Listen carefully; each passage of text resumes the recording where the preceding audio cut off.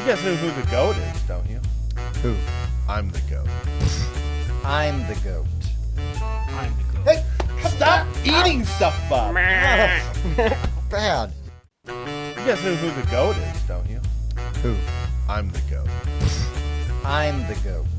I'm the goat. Hey, stop eating stuff, Bob. Bad. Hey everybody, I'm Tim. I'm Bob. I'm Mike. And I'm Mike. Yes, and this is the Board Game Rundown, and today we are here to finish off our top 20 list of our new to us games of 2025.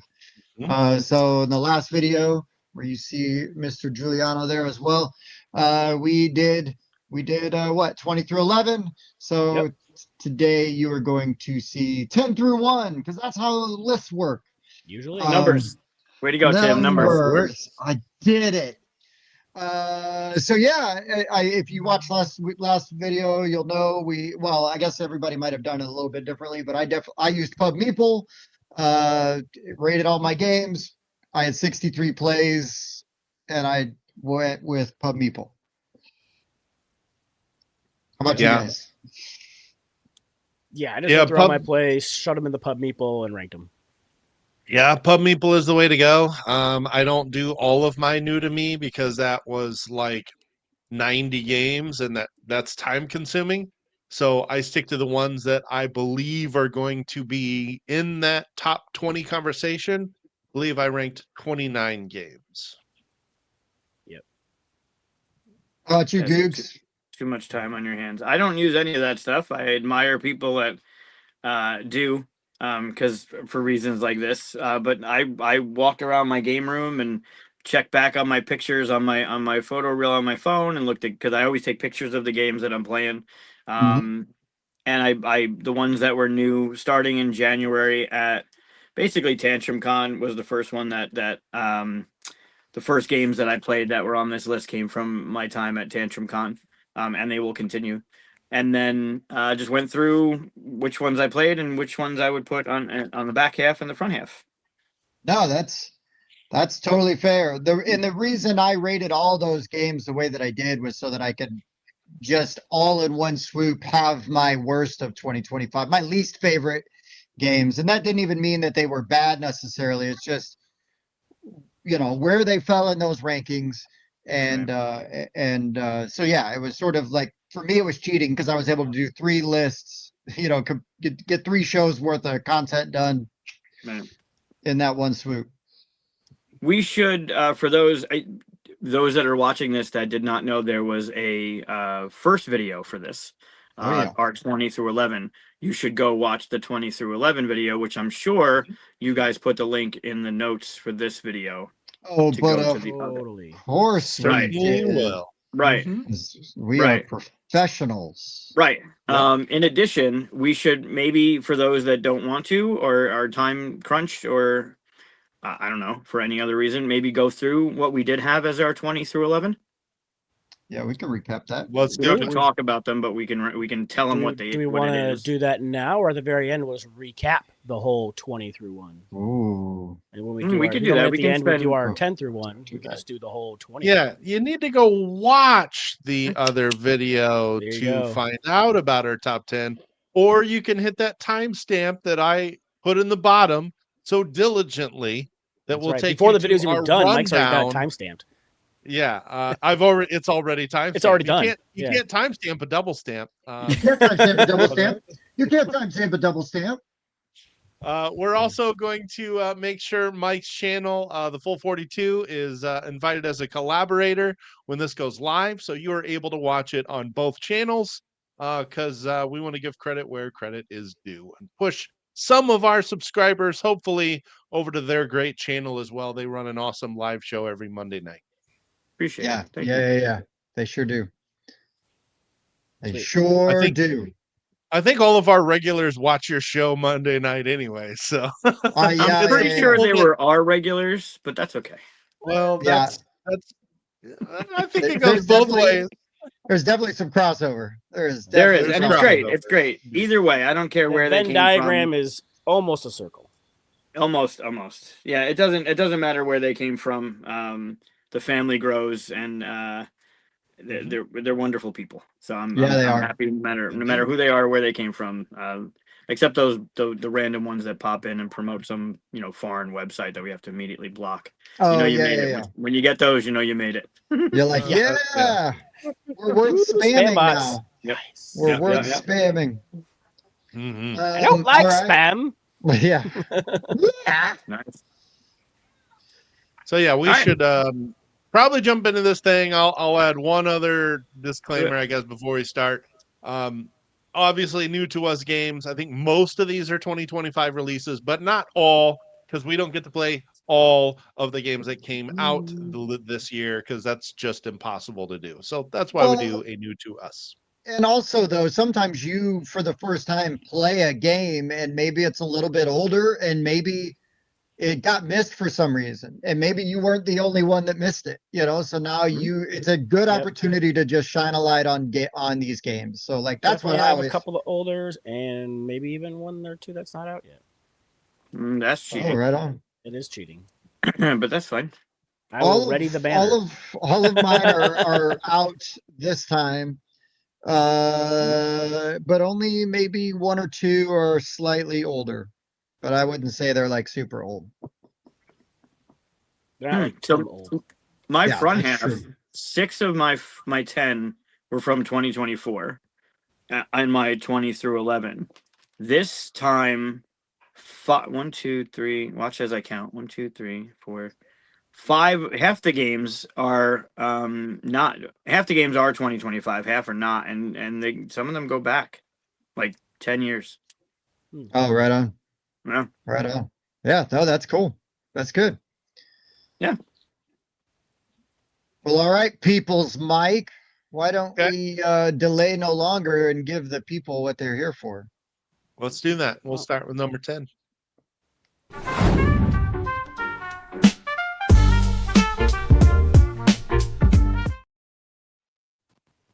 All right. Well, speaking of credit where credit is due, I definitely owe my number 10, I do believe, to Mr. Giuliano down there. And that's because I heard him talk about this game. We got in touch with the designer and the creator, and we've actually really, really happy with the relationship and the friendship that we have formed because of that. And I gotta talk about Outrun the Bear, man. This game's super fun. Sam. Around the Stump Games.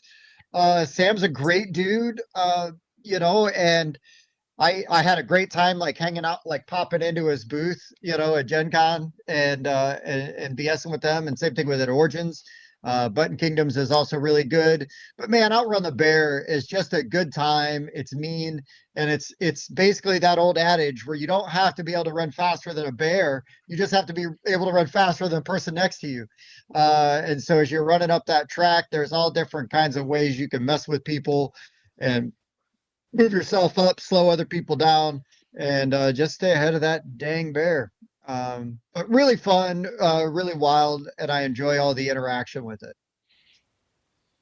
Nice. You really do feel the bear like pressing down on you in that Oh, game. dude. It's an ominous figure. It's huge, and it's behind you. And as you're moving, and you have the choice to make to go like this way or that way, and the cards to play to mess with people. Like you really, when that thing's 1 or 2 steps behind you, you really do feel like that bear is about to bite your butt. It's Yeah, awesome. yeah, it's a great time. It's a really good time. It's super fun, and yeah.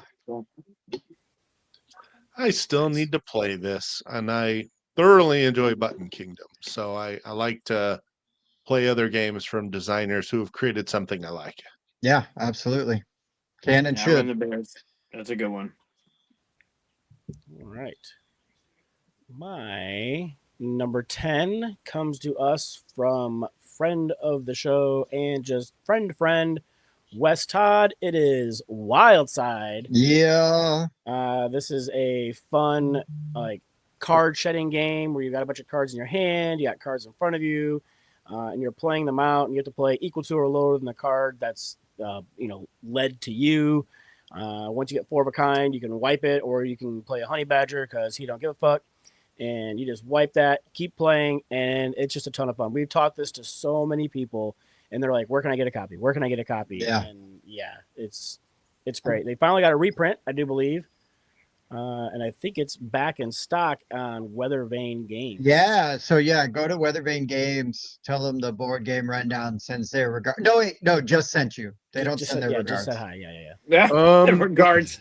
If you want to get charged more for the game, tell them the rundown sends their regards. Yeah. That's Yeah, right. for sure. They will also have a Kickstarter campaign for this game early next year. So if you miss your opportunity on this print run, your opportunity will pop up again early first quarter next year. And So if you it will leave be that available. screen right there, Mike, okay, never mind. You will notice that playthrough says 9 minutes, and that's like including a teach. So it doesn't take long at all to play through it, and you can teach it to anybody. Mhm. It's a great game. It's Yeah. a great game to play with your family during Christmas or Thanksgiving or something. It's really good. Yeah. Hell yeah. Nice. Great game. All right, so time for some crossover. If you watched our 11 through 20, you heard this game mentioned, I believe, a couple times, both by Tim and Bob. Credit to Mike for putting this on my radar when I bought Tag Team at Gen Con, and it became the best game I bought at Gen Con. This game is excellent. This is basically an auto battler. You play your card, and then they resolve themselves. They're very straightforward, but your cards play simultaneously, and you are basically trying to wipe one of the other characters out. You're going to have a tag team, two characters that are fighting against the other player's two characters. As soon as one is KO'd, you are victorious. The real hook to this game, though, is all the players play completely different. So finding synergies is important and a big part of the replayability of this game.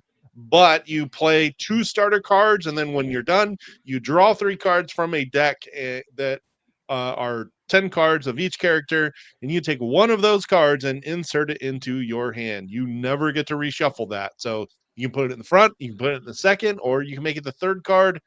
It's just one very simple decision that completely changes how your game will go throughout. It is really, really well done. Love it. It's a good Yeah, one. did a good job on that one. It is a good one. Good pick. All right, so on our show, Chris and I usually stay away from talking about stuff that we're involved in, namely games he's designed and worked on, and games I've designed and I've worked on. They usually don't hit our list. Arkham also doesn't hit my list because that's the game that I would put on every list because it's just phenomenal, and it got me into the industry. But I don't often get a chance to talk about Chris's games, and when I do, like Asking for Troubles, I talk about it because I loved that game before I even knew who Chris was. Right. This one's a little different. This is the oldest game on my list. It came out in 2014. I played it at Gathering in April for the first time, so 11 years later. Got to play it with Chris, got to play it with the Rossies, got to play it with people that I knew, so had a little bit to do with nostalgia and the people at the table that made the fun of it. But I honestly do believe this game is, like, I'm pushing him to make a second edition. The game is behind me 3 times. I have a 4th one signed by both him and his co-designer partner, Aaron. It's Evil Intent. Evil Intent is about you're basically trying to take over the world. Think like Dr. Evil or Gru, right, in Despicable Me. They did the art, they did the design, they this was their first Kickstarter under Kraken Games. He hates the thing. And I understand, right? It's his design and it's his first one. But the game is surprisingly awesome in what it does. It's a little bit dated, so it does need a refresh. But on your turn, you go to one of those locations on the planet, and you're trying to get things or do things, and people can get in your way, either unintentionally or intentionally. And then at some point, everyone's going to be against you because you have done the thing to now be able to take over the world. And then everyone else has to try and stop you from doing that. I love the graphic design and the minimalistic type of art that's in this one. I think it really pops on the table. Multiple times people were walking by asking what we were playing. I think this is a sleeper. I really do. I know it has a little to do with the people that we were playing with, but I honestly believe this game's got a solid core and it's really fun. It's not that hard to get. There aren't that many copies because it was their own the initial Kickstarter, like it was a small print run of however many. I think he might actually still have some copies. But I would try and get this game and play it. It was surprisingly fun. It was one of my favorite games played this year. Nice. Yeah, I love it. It's not hard to get. It's not hard to understand either. Like when you start playing the game, like you understand what you're supposed to do. On your turn, you do a couple things. Like that's what you get to do. Your choice is where you want to go in the world to do the thing, and then you're hoping other people aren't going where you're going. Like I'm going to go there because I'm going to do the thing. There's no way you guys are going to that same spot, and all of a sudden somebody does and kind of fights over what's going on there. It's really good. It's really good. My Nice. question would be, hey, Mike, go back to the base page real quick. Down to the images, it says 42 images. Is that on purpose? Oh, no. Yeah. Probably. That's a good question. That's a really good question. Nice. Hold on, let me Yeah. go upload one real quick. Yeah. Just, Go just mess it up. watch it on purpose. Yeah, this one's. I mean, it's got the 6-player count. It could play a little bit longer with 6 players. It probably took us about an hour and a half to play with the 6 that we had, because we did teach and we were busting Chris's balls throughout the whole thing, kind of egging him on like, yeah, this needs a second edition. You need to do something else with this game. It's just it's pretty solid. I mean, it really is. It does really say it's is. best at none, though. When I'm talking about None. player counts. Best at none players. Yeah, that's probably Chris putting it in there saying it should just stay up on the shelf and no one Yeah. should ever play it. Yeah. Boy, the ego on that guy, man. That's Good crazy. golly. It's got one vote that it's best at 6. So there Best you go. at 6. No, it says Yeah, recommended. this was 2014, right? So like, and their first Kickstarter. So there are other things against this than the game just not being good. It has nothing to do with that. I think it's dated and it didn't have a big reach. Right. I really think it's worth a chance. Like if you find it, if it's in your local game store's library or you go to a convention and you see it, Chris is probably going around the country burning as many as he can. Right. But this game's really solid. It really is. Cool. Nice. Yeah, like your cards there, the big black cards that were there on the right, like there's like a story of who you are or whatever you are. And at one point, kind of like in the realm of betrayal, like there's going to be a betrayal and someone leaves and has to do another thing. In this game, you flip your card over and now you are the big bad and you're trying to nice. win the game by taking like world domination, and everyone else is now trying to stop you from doing that. But they could also, like, it's really good. I think it's pretty solid. So check it out if you can. Hunt it down. It's worth it. Yeah. Hell yeah.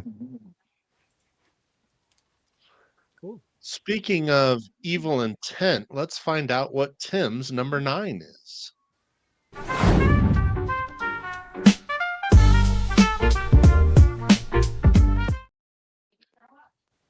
Ironically, there is some evil intent behind my number 9. I will say, unfortunately, now this game is going to be very hard to get because they had the licensing for a very short window. The licensing is gone, so the copies that are out there, and that may be it. And I am talking about Halloween 2. So it's Emerson Matsuuchi. It is a 1v many hidden movement game where the hidden player is Michael Myers trying to hunt down the survivors in the hospital. Everybody else is trying to find out a way to evade him long enough to escape. I really enjoyed the first Halloween, which Same. Trick or Treat still does have the rights to, and they can publish that like no problem. Halloween 2, different rights, different things going on. That's Uh, wild. I never would have guessed that. so anyways, but this they really did actually like make a few improvements and like tweak the gameplay a little bit that I would The say map is that better. you've got room for both in your collection.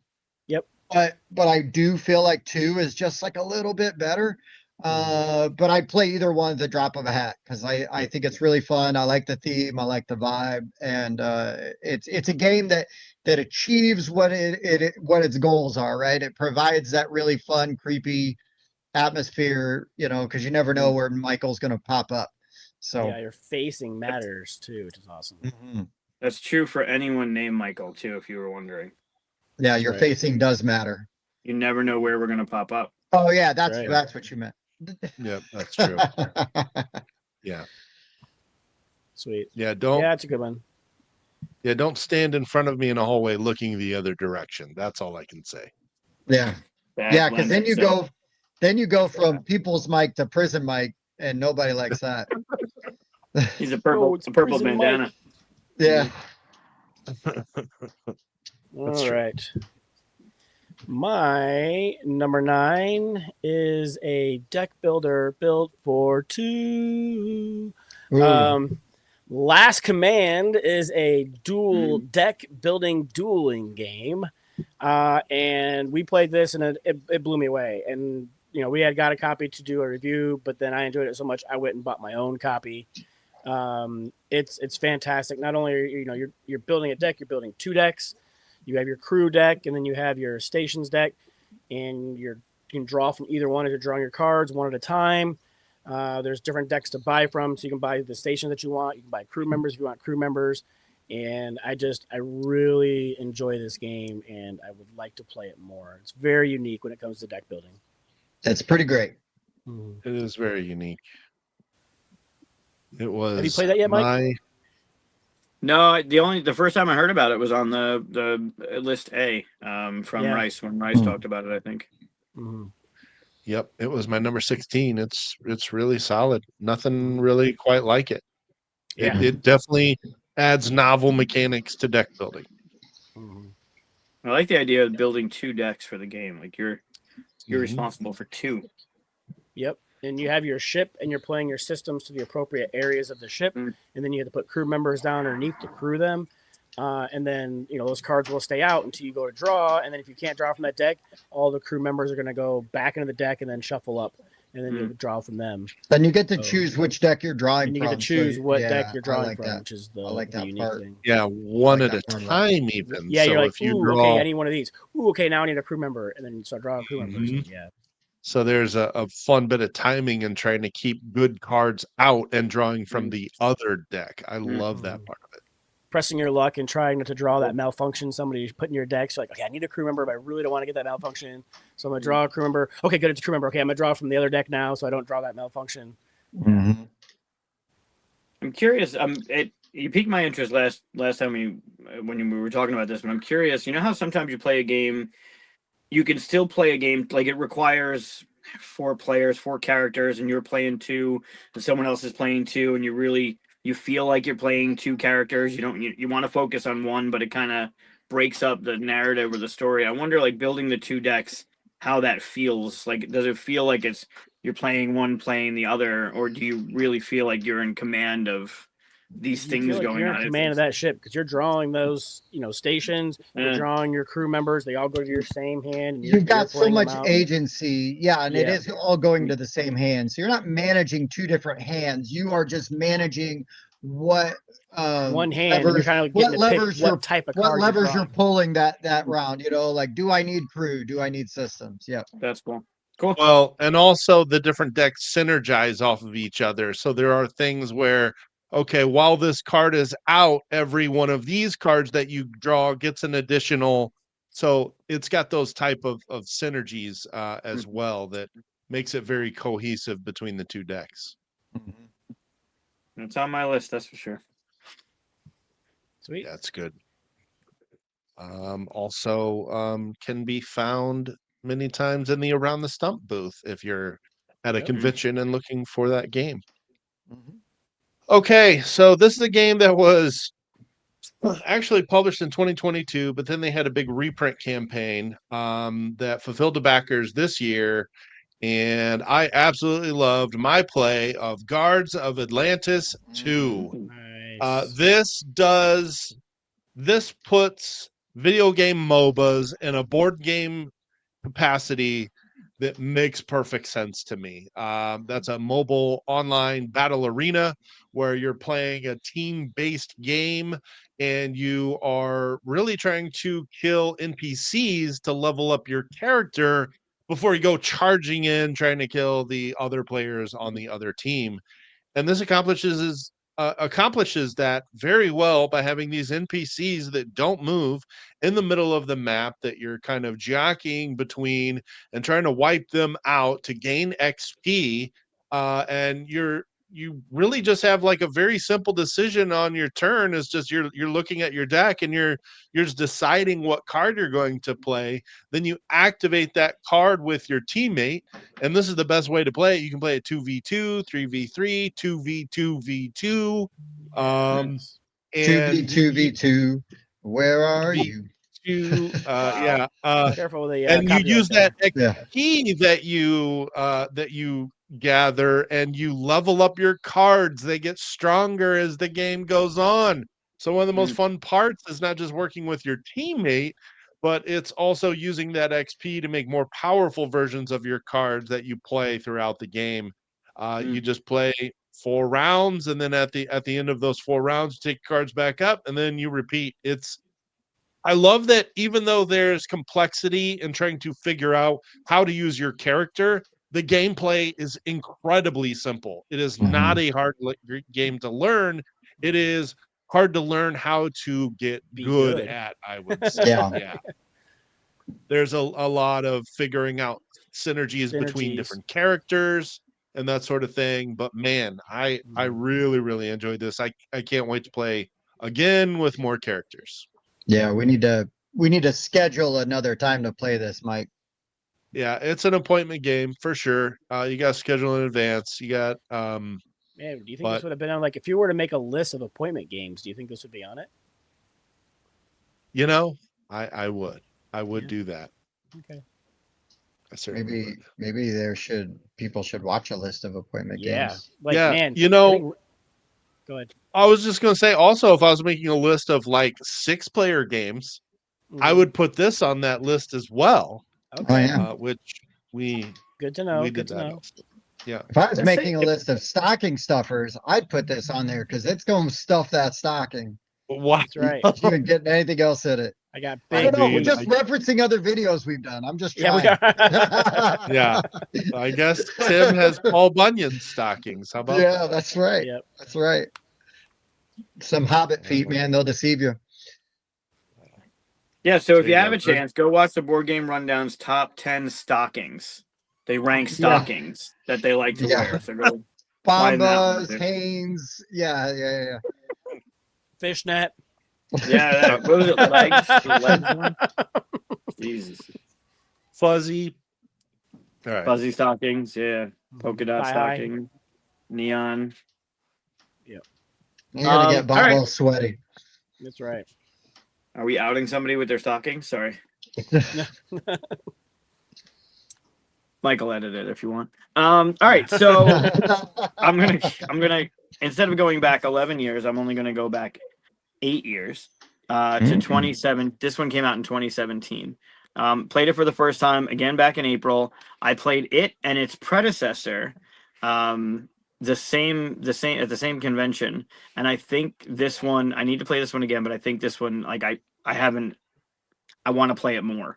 It left me with wanting more, and that's Istanbul, the dice game. Yeah. Nice. Yeah. So Love this Istanbul one. was Good. good. I enjoyed Istanbul. I liked what it was doing. I liked how it felt. And then I played the dice game on Chris's recommendation because he's like, you should try the dice game too. It's equally as good. So I played it shortly after I played the regular game, and I really enjoyed what it was doing. I liked the pivots you can make, the different avenues you can go to win. You're just trying to get a certain number of those gems. And the gems can come at you from different ways, from money, from set collecting, from whatever. And you roll your dice, and your dice are going to tell you what you can do that turn. It's really simple, but deceivingly puzzly in how you want to make the things happen. But not very. There's no, like, it's not AP inducing, right? You're not trying to deliberate what you should do on your turn. Like, this is what you have, this is what you can do, so do it. And then at what I really like is as the gems come off the board, the next gem is harder to get, right? It's more expensive to get that one. So as you start going through, you pick off the easy ones. Kind of like there's a game called uh it used to be called Thieves of Baghdad. 12 Thieves. I think they renamed it 12 Thieves now. And it has you got to go in and you got to steal the treasure chest. And every time you go back to that palace, the treasure chest now needs more people to take it out because it's worth more. So I like that incline in difficulty in order to get it, because you can't just you get your engine going, and you need to keep your engine moving forward, because if you just keep your engine, you're not going to be able to do it as well, and other people are going to surpass you. I really enjoyed this one. It has a much smaller footprint. I think it's much easier to teach to people. Not that Istanbul is complicated, but there's like a mechanism that goes on, and each tile you have to, this is what this tile does, this is what this tile does. But Istanbul Dice was clean, it was fresh, it was to the point, and it stood out as one of the best games that I played this year. Nice. Yeah, I think Karen Holla taught me this at QsCon. There you go. Yeah. There you go. Yeah, this made my list last year. I thought Yep. this game was great. I really like the different special powers that you can get, whether you get an extra die to roll each turn, or those power cards that you draw each turn. You're just finding different ways to kind of gradually get stronger as the game goes on. It feels really satisfying. A lot So of fun. one of the reasons I want to play it again, because there's an element to those things, like you got to be able to pivot in games, right? Especially with games that are giving you different ways to win. And when those tiles are coming up, there's the whatever you want to, I don't know what it's called, but they're the money tiles, the ones that are giving you money on your upkeep. When those are there, you got to grab them.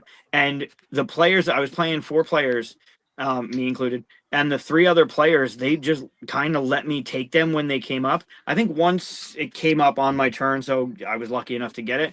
But the other times, like, somebody else should have taken it and not let me get it. And it ended up giving me this money engine that just ran through, like, every turn I'm getting $5, $6, $7. And I was just Nice. running through the money line to get the gems. It seemed overpowered, but it's the game. Like, it's a shuffle of the tiles. They were there. You could have taken them, and you stopped, like, this runaway leader situation. It wasn't the game situation. It was the player situation. But yeah, I loved everything that game was doing. And that's the thing, is that you can build an engine that feels overpowered of multiple different strategies. It just depends which ones are drawn that game. They all feel like that. Yeah, the extra dice, those cards like you mentioned, and the money, like, you can get some amalgamation of what comes up, and really, like, you can also pivot. Like I said, you got to be able to pivot in games. You could, if it isn't presented to you, and then you can start off with dice and then use those dice to go for money. Like, there's multiple ways to go at getting those gems, and it's pretty. I think it was like 5 or 6, depending on the player count. It's like first to 5 or first to 6 gems, and it's good. It ramps up real well. Yep, I like that better than the normal version. I do too. The normal version is great. The normal version is really good at what it's doing. It's similar, but it feels like you're playing a different game. Right? It's got that 5 tribes kind of thing where you pick up your stuff and you drop them off and do the thing, and that game can be different every game because the way the tiles lay out, kind of like Ghost Stories. Those center tiles are just going to be a different layout. It's going to be easier for you to do certain things on your turn. It's got a different kind of presence, but this one, I think, just it's got more to it, right? It's got more check boxes for the dice version. Yeah. Nice. There you Good pick. Thank you. I think so. That puts us back to Tim for number 8.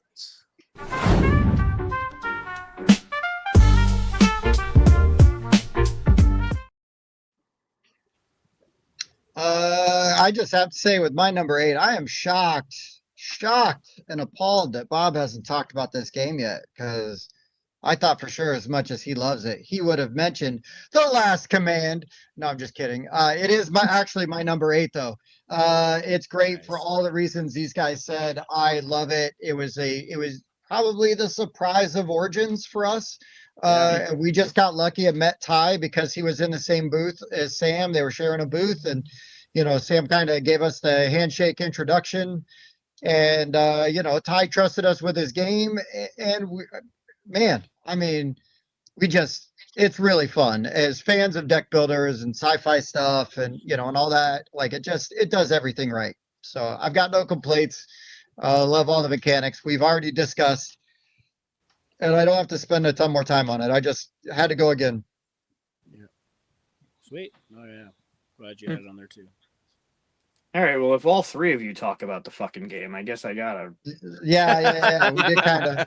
There's a little bit of peer pressure now, It's right? good, man. Seriously, this is not every day you play a well-known mechanic, deck building, and you see novel mechanics added in an interesting way that really works well. Yeah. It really deserves its praise. It's awesome. All right. Fine. I'll check it out. So I didn't realize my number 8 came out so long ago. But from the Wayback Machine of 2006, Whoa. Axes and Allies, Battle of the Bulge. Oh. Yeah, it I was a finally got my reprint this hands on year. this from our store, and I enjoyed it. It doesn't play like any other Axis and Allies game that I've played. Like normally, you've got a bunch of countries and maps, drawn up, and you're buying whatever pieces you want, and trying to use your strategies and whatnot. This one, what you get's already predetermined because everything that happened in the Battle of the Bulge is, we know what it is, and like you have this like set position like you would on any normal map. And then, like turn 1, you're getting these reinforcements from this direction. Turn 2, you're getting these reinforcements from this direction. And the Axis is trying to take over a certain amount of territory in so many rounds. And the Allies are just trying to hold out long enough for the weather to clear for their air superiority to come in and just start wrecking stuff. Because once, because that's kind of what happened during that battle. The weather was really bad. The Axis took that opportunity to try to do some surprise strikes and take some land. Finally, the weather subsided a little bit, and then the Allies were able to send all their planes in and just devastate, the German army at that point. It does have this like line that you have to move because it's hex based, and it has these different cities that are point values. And as you're advancing that line and taking territories, you have to it gets a little fiddly trying to adjust those little pieces and whatnot. It does. But it's just got a really unique like supply mechanism. Like, so if you want to move units out of one of those hexes, you either have to have supplies in a space adjacent behind them or in their space in order to move out because the weather is terrible. You can't just go running into battle. You got to have supplies in order to advance that line. And it also has a super unique way that it does the hits. Those little things on the side of the board there with the little circles on them, you pull those down. And so depending how many units you have in each one, you'll pull it down, and that shows like so many different units listed on there. That as you roll dice, you roll 3, you count down 3 spots. 1, 2, 3. Okay, that guy's got a hit. You roll, a die, you got a 4. 1, 2, 3, 4. That guy's got a hit. Any unit with 2 hits dies. Any unit with 1 hit has to retreat. And because you're using 12 side dice. There you go. Beautiful. And that's how the combat works. And that's, like I said, usually Axis and Allies are using D6s. Units hit on certain values. 1 hit and you're basically dead, except for battleships typically. But this game was super unique the way it works. And if you enjoy Axis and Allies types games and you want a different take on the mechanisms, this was really interesting and you should check it out. Yeah, this one was interesting. I like that it's not quite as long as the original game. Yeah, it's got turn limit. You only have so many Yeah. turns, and either the Axis is able to pull out that victory by getting so many victory points worth of cities, or the Allies. I mean, once I think it's like turn 6, something like that. The weather clears and you start to bring your planes in, and you're just wrecking stuff. So it's it's hard for the Axis to push any further once that happens. Yeah, this one was fun. All right. So this is a game that's been out for a little bit, and we started plowing through Tim's campaign of Clank Legacy Acquisitions Incorporated. We still got a little ways to go. I think we're a little less than halfway through. But yeah, we're all huge fans of all of the Clank games, so no surprise that the Legacy version would be fun as well. I will say though, like at first seeing like the unlocks was exciting, but as we get further into the campaign, I'm like, okay, let's get this part over with. It sort of drags the game on a little bit more than I'd like, but You gotta I'm stop, still pull those enjoying stickers it. out. Yeah, I'm still enjoying it. And it's I really like how you can build asymmetric decks with this that you Yeah. would be able to use in a completed version of the game later. Mhm. But yeah, if you enjoy Clank, this one is a no-brainer. A lot of fun. Yeah. Yep. Yep. Can't be on my list. I played it last year, 2 years ago, something like that. Right. But it would be on your list. It would be. It's great. I love it. I'm still looking at my season 2, waiting for us to finish season 1 so we can dip into it. hmm Should play more games together. Should. Dang. We That's a should. problem. I'm Right, hosting I a know. game day on Saturday. I'll be there. Sweet. Sweet. I wish, but no. All right, so this is this is this year. This one came out a couple months ago. I also got to play it for the first time in April. I was taught the game by a friend of the show, Matt Paquette, Matty P, and it's The Hobbit There and Back Again. Mm. The roll and write Hobbit. I know there have been a lot of Lord of the Rings type games coming out. One of which I talked about last week. I think. Did I? Yes. But I like roll and writes, and I like roll and writes that do fun things, like Trails of Tucana that we talked about last time. Mhm. And The Hobbit There and Back Again. I need to play more of the story because you are going through all the different chapters, but you're rolling dice and you're drawing lines, kind of like the flipping of the cards of Tucana, and you're connecting stuff, and you're trying to in your first scenario you're bringing all the hobbits together. They're getting to Bilbo's, and you got to build your party. So the dice are being rolled, and you're crossing off stuff as you're drawing lines, and you're crossing off food, and you're crossing off getting the different hobbits to Hobbiton, and then you have like bonuses. There's Gandalf, and there's I just lost his name. I almost said Aragorn. It's not. Um, what's the Oh, Hobbit? The Easy main, Rider. the main dwarf, yeah. or you talking about The Bilbo, no, and the then dwarf. there's You're the getting the main dwarves dwarf, in. Thorin. Thorin, Oakenshield. Yeah. There are bonuses if you can get certain things to trigger in the game. And it's just super sleek. It's super smooth. It's easy to teach. Again, you're up and playing it real quickly. There's not much to explain. And then the replayability of it, like as you play through the chapters, they're all different, right? And I didn't play 3, 4, and on. But looking at them, like they're laid out differently, and there's different objectives, and there's different things happening, so it's not going to feel like you're playing 7 of the same thing. But then going back and playing it again, like I played number 1 a couple times, chapter 1, it's different because you can go a different route. You're putting lines in different places, so it feels fresh even though you're playing the same board. But it's really well done. Everyone gets their own book. It's clean. They did a great job with it. Nice. Cat not included. Cat not included. Thank God. I wouldn't have bought it. This looks pretty cool. I love a good roll and write as well. Yeah, check this one out. I hope they do more. I hope it does well enough that they do more like the Trick Taker. But if not, this is a good. I enjoy The Hobbit. I enjoy the '70s cartoon version of The Hobbit. The newer ones, the movies were okay. I think you got to watch the extended. The book is great, but this one does a really good job. You feel like you're pulling the party together, and you feel like you're fighting the spiders. You feel like you're doing good things in the game as you're just marking up different boxes. Basically, it's pretty good. Nice. Yeah. I like a good Lord of the Rings game. I do like a good Lord of the Rings game. That's correct. Mhm. It I is. haven't played It's this a good. one. I enjoy it. I enjoyed this one. I think it's pretty readily available at this point. I think it's out and shipped, and it was at. I think it was at Gen Con. No, it missed Gen Con. It missed the boat at Gen Con, so it came out after. But it is. It should be available. Office Dog, I think. Oh, right on. Yep. Good. Not to be confused with Table Cat. Oh boy. No, I wouldn't. I wouldn't buy Table Cat. I'd buy Office Dog. About coffee talk. You like coffee, Coffee talk? Talk. Coffee Amongst talk. yourselves. Talk amongst Mother yourselves. Clem. Discuss. Let's get to number 7.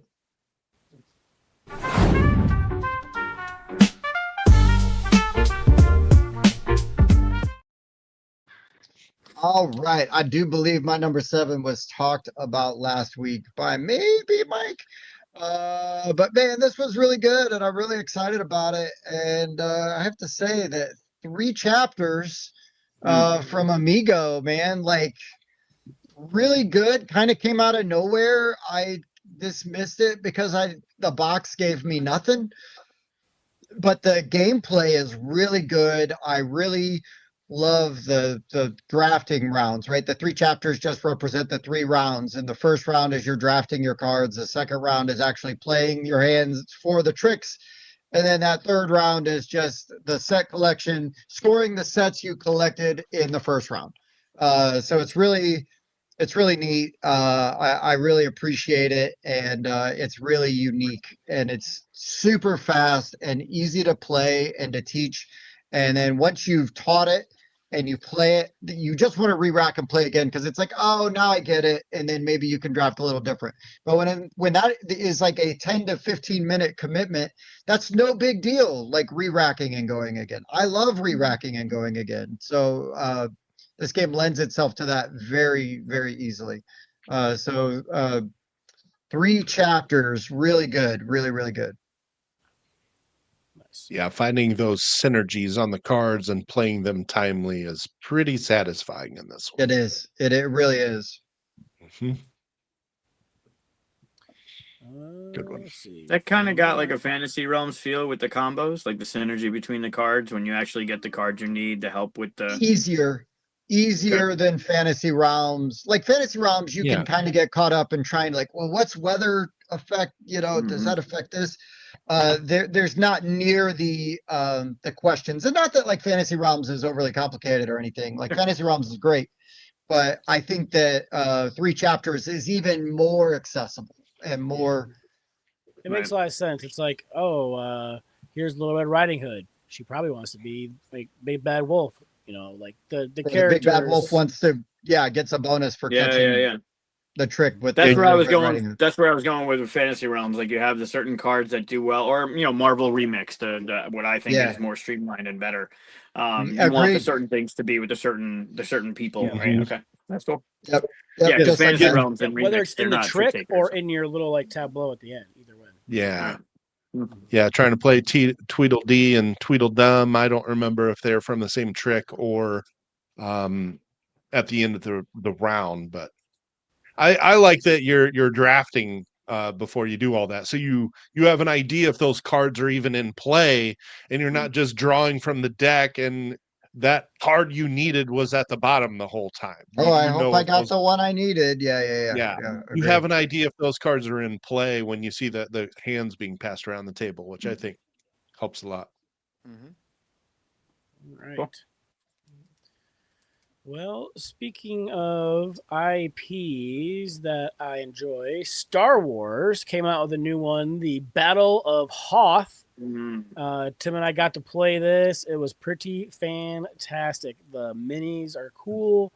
It's got a lot of different like scenarios that you can set up and play through. You get these cards that you can use to dictate your actions and whatnot. And I had a really good time playing this. I want to play more of the scenarios. Unfortunately, we haven't had the opportunity to.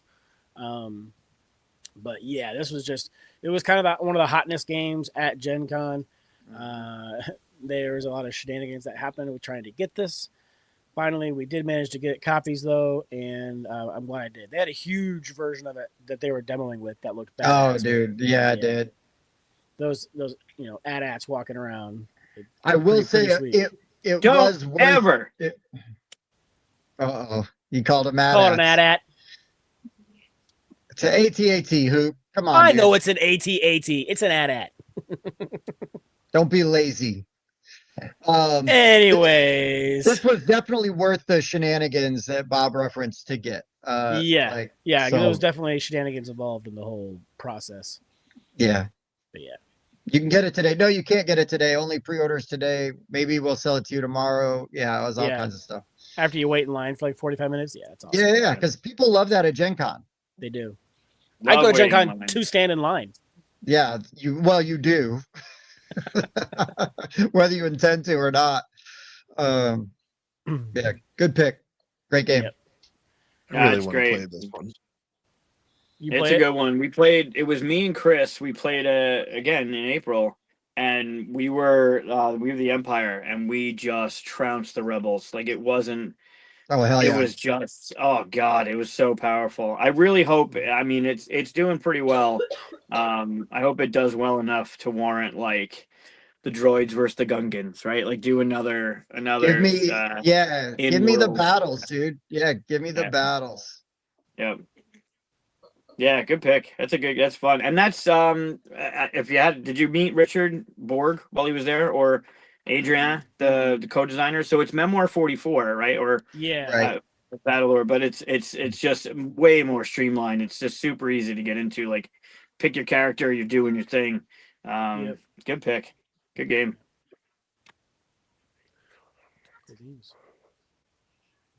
All right, so let's continue our number 7 with another trick taker that we once again get to talk about because Tim hasn't played his copy yet, and of course I'm talking about Mythical Dice.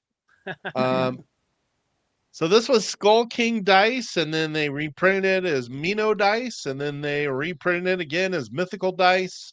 And if you have played Skull King, you kind of know how the bidding works. You are in the first round, you get 1 die. In the second round, you get 2 dice up to round 8. And then just from looking at the color of your dice, you are going to make a bid. A bid can be 0.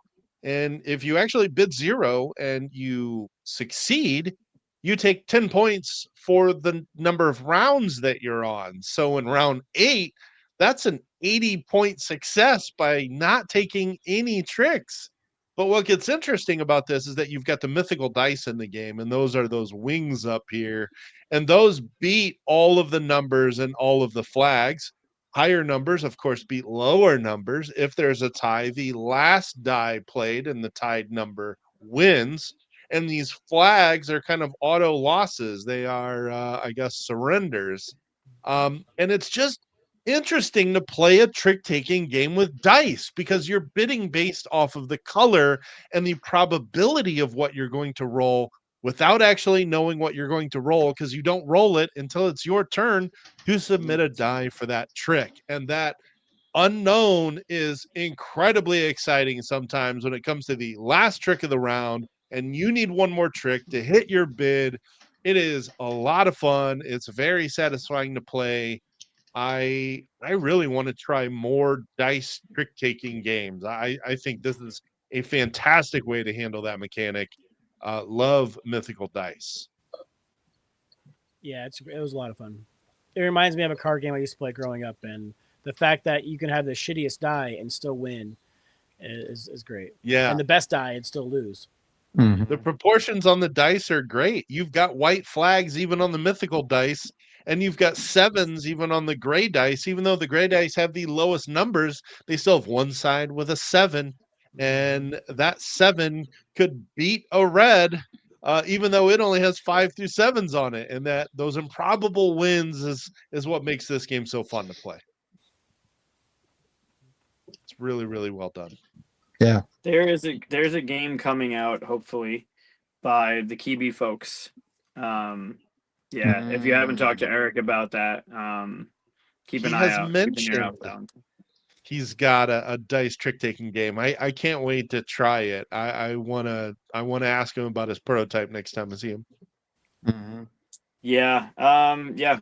I'd definitely check that one. I would keep an ear out for that one. 'Cause that's an enjoyable one for sure.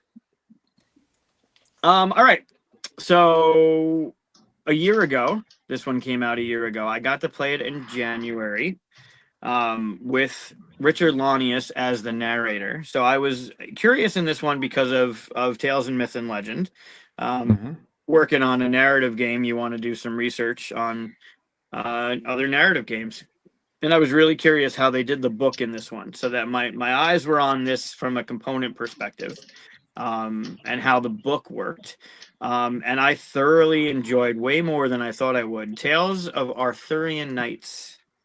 Oh, of Arthurian Knights. Nice. Yeah, yeah. So I really I've talked about Arabian Nights enough, and this is, a more modern take on that game. It does a lot of what failed the Arabian Nights much better. I have not played this one competitively though. I've only played this one cooperatively, and I think the co-op in this game shines. I'm sure the competitive works perfectly fine, but from what I understand, I prefer this one as co-op. I like that we're all the Knights of the Round Table and we're all going out doing these things through the different ages. The story is great. We actually, one time I played, Aldi from BGG was our narrator. He was reading the book to us while we were playing.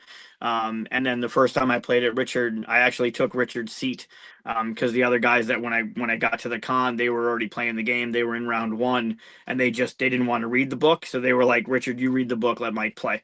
And it was amazing. The way that the skills are increasing, the narrative is great. I love the lore, right? Arthur and the Knights of the Round Table, like it's Mhm. good stuff. But the way that the game plays, the choices you're making, where you're going, what you're doing, the stuff that happens throughout the rounds to not necessarily lead you in the wrong direction, but maybe lead you in a different direction where you want to go this way and this is where you're going to go. But if I go there, I might be able to do a thing. And then if you don't succeed, you're wasting your time. If you do succeed, you're wasting your time. You don't know what exactly is going on in the story. You have to make those interesting choices, and you only have so many rounds to do it. Each age is only 3 or 4 rounds, so on your turn, you're trying to focus in on what you need to do to ultimately succeed in removing these tokens from the group pool. You need to get it to 0, and you win. If you don't get it to 0, you lose. So there's this, we need to focus on the thing. We have to get these things out of this pool. We have to focus on something. And then each age, like there's the Grail age, and it's really well done. The book is very intuitive. The game it's not that complicated to learn. It does take a while, like a good narrative game where you're going through your rounds and doing your thing. But on your turn, like you know what you're doing on your turn. There's not much to explain to people. You can get up and playing this game really quickly. And it does everything that I would want a narrative game to do. It does it really well. They did a great job in Nice. streamlining that experience. So if you haven't played it yet, get your hands on it. I think if you like narrative games, this one's really well done. Nice. Nice. I like the Arthurian legend stuff too, so that's awesome. Mhm. It's great. It's great. And there, I mean, there, you only know so many stories unless you're a scholar. There's so many things that popped up that were like, they were just fun, right? You know about Lancelot, you know about Mordred, you know about like the lore of Merlin and the different things. And then you're in this story, you're ingrained in this story, and then your brain kind of puts together the narrative arc. Where in like Arabian Nights, it's so convoluted and so wild that the stuff you Prison pick in the Simulator. beginning of the game doesn't even come up during the game, and you're like, I don't even know. This is very solid. Like you have control over what your skills are, what you're building, what you're improving. You have a lot of agency over what's going on in this game, even though you don't know where you're going, you don't know what the story is going to be. It's solid. It's another solid game. They did a great job. Nice. Nice. Cool. It's physically heavy. The box is heavy.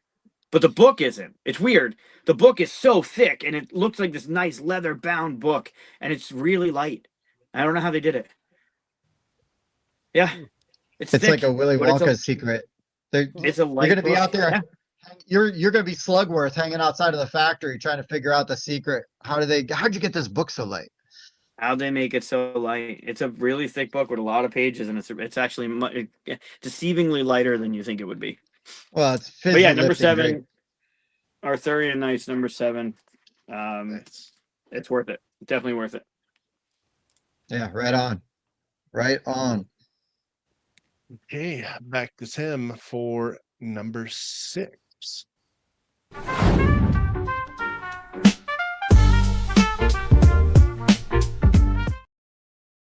Your pictures are Oh, hysterical. yeah, they're pretty good. Mike did a really good job with Yeah. those. Um, That's some fun going through and finding the right ones to screenshot. yeah. Just wait till we get a like professional. Yeah, that'll be even better. All right. So my number 6, we got sent this from Chip Theory Games, and I was really excited to get to play it. Bob and I had an absolutely epic experience with this, where I snatched victory from the jaws of defeat because somebody got a little cocky, and I Yeah, was got able penis, to. kid. That's what happens. I was able to win. And but I'm talking about Hoplomachus. So in this game, it is gladiatorial combat, and the way that they do it, and you stack those health chips under the gladiators, and all the gladiators have these different abilities and the way they can move, and you know your different teams. And then there's like the crowd favor and all this stuff, and you can play it with different objectives. The game is just excellent, and it's really well made. The playmat rolls right up real nice in the box. Um, That's isn't actually it a the solo playmat? one that you're showing there, Mike. Okay, yeah. Yeah, you need to go to the remastered. But yeah, the solo one it has those like that marble looking thing in the back, and you like have to fight through all those kind of different stages. It's pretty awesome. But no, Hop is remastered would be the Oh, one he's whoops. talking about. Yeah, sorry. Anyways, Maybe. it's great. It's really interesting. You know, all the units have different sort of stats and special abilities, and the way that those all resolve is super interesting. And again, like just entertaining as hell, because even though for a long time Bob was really just mopping the floor with I me, was too. I was yeah, I was still really engaged, and then my patience was rewarded, because yes, again, I cannot say it enough. I did defeat Bob because of his own hubris. Had pride goeth before the fall, and Bob lost. I won. It was amazing. And yeah, so Hoplomachus remastered by Chip Theory was definitely Yeah. worth it. The sect that I had like a beast master with this like really strong like beast, and I had a guy that had a chain, so I could like attack and then pull him in because the beast will kind of just wander. But if he's got like an enemy next to him, he just sits there and attacks it. So I kept pulling Tim's dudes next to the beast, let the beast take him out, and he was down to just his like leader, who was like a minotaur or something. I don't know, something crazy big. Yeah. And like I was like, oh, I got him, and I walked up with my leader, and Tim rolled the die and got what he needed. I like literally it's like I need the perfect roll Yeah. to win this. And Bob's like, well, I guess roll it. And it was The crazy. perfect roll. It was the perfect roll. But you know, it's even if had I lost, like it's still just as good a story because it came down to that close. Came right up to that last roll, yeah. Yeah, and you know, you've got those stand up, you know, and shout moments in a game, and not every game gives you those, even the ones you love. And this one definitely had that. And yeah, just good times, man. Really good times. Alrighty. My number 6. Every year I try to make it to a friends and family meetup called JuliaCon. Tim's sister throws a little convention. When I got down there, the first game that I was taught was Galileo Galilei, and this was really good. It was super thematic. You are like exploring with like your telescope, and you're moving it like 1 to 3 spaces. You're activating these different like tracks that wherever your telescope is pointing at, and then like one of those tracks is static, but the other one, like the piece kind of comes out and it goes to the back and kind of like rotates everything up, so it changes throughout the game.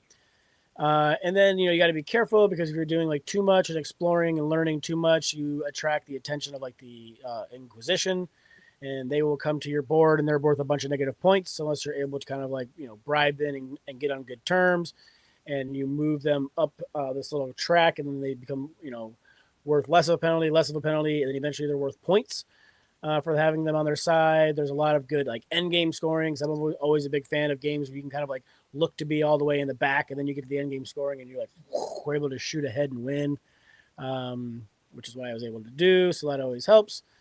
But no, this was a really good game. You get some asymmetrical player powers that you get to use. Yeah, I really enjoyed this one quite a bit. Nice. Yeah, you've been talking about this one quite a bit since you played that one. Yeah, I want to get a copy. Like I'm broke and can't buy one, so I need to trade for it.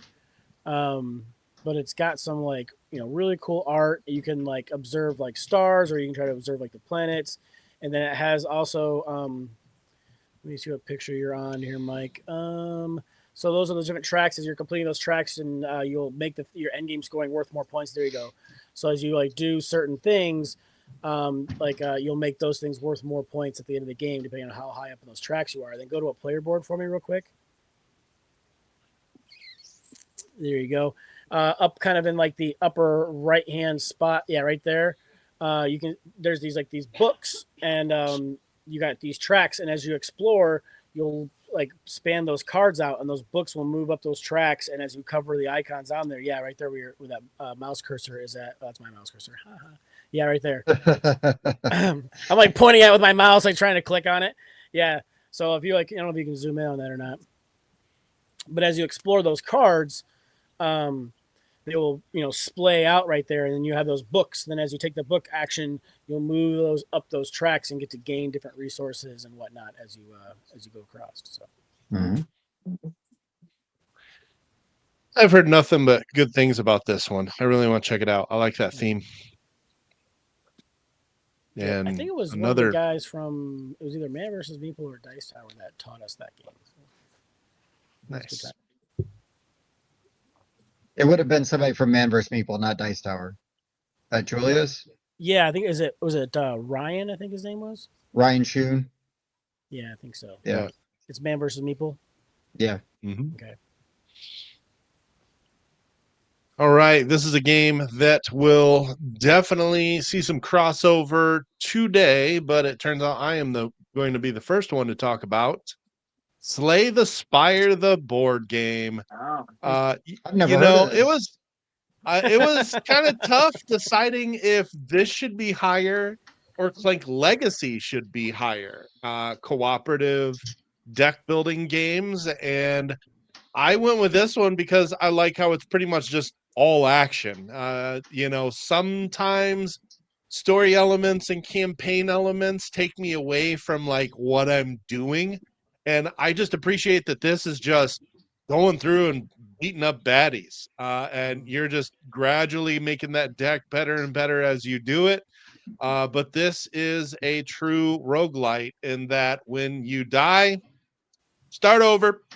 Yep. You got some semi unlocks that you get, like access to cards that you get to add to your kind of your overall deck that you can draw from as you get further and further down up towards the bosses. But yeah, this one just works really well. I was really concerned that like this one would be too fiddly and the video game takes care of all the upkeep, and it's not. It's just a perfect port of a very well done video game. It's really good. Yep. Yep. But yeah, they're saving their thunder for later. It's going to be higher on their list. Maybe. Never heard of it. I haven't played it. I've heard nothing but good things about it, but I will not be talking about it because I haven't played it yet. It's There's somebody we know that doesn't like it. I'm trying to remember who it is now. But apparently it's not Googs. Not me. I'm looking forward to it. I got a friend of mine I think has a copy they're getting. They're trying to unload. So I'm going to try and pick it up from them. Oh yeah. You should. Yeah. All right. I'm going to come back to this year, 2025 new release. It's fulfilling. It was at PAX.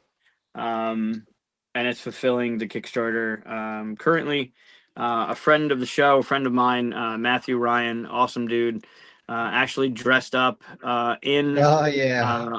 armor, Roman armor, at the show this last time. It's a solo game, so it's not for everyone. But Hercules and the 12 Labors I have got to is play this not game. It only a looks fun game, but gorgeous. masterfully put together. Hmm. It is it, and the pictures will not do it justice. The game is phenomenal. You thought Matt Ryan looked good in that Centurion uniform. Just wait till you see how good that game looks. He's got that The game game is 10 times better. is phenomenal. So it's solo only, but I mean, you could play it with someone else, like they can, whatever. You're rolling dice and you're trying to Work go through the together. 12 labors. The art on the card is stunning, absolutely stunning. The decision to put the gold foil highlights on the cards makes them pop even better. And then the marble dice that you're using, it just gives it this table presence that literally shines on the table. But then the decision to make the cards, like, you could have made this very static, where you flip over a card, you attack the card, it's got the different movement, like the dice are going to move down or whatever, great. But then you go to another labor and the card layout is different. You're doing a top bottom card, or you're doing a 3 card, or you're doing a 4 in a row card.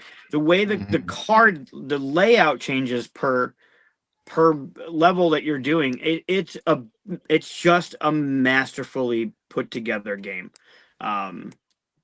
If you haven't, it's a solo game, so it's definitely not for anyone. If you ever want to try it out, I think this one, it's beautifully done. It honestly is just a beautiful package, kind of like Matt.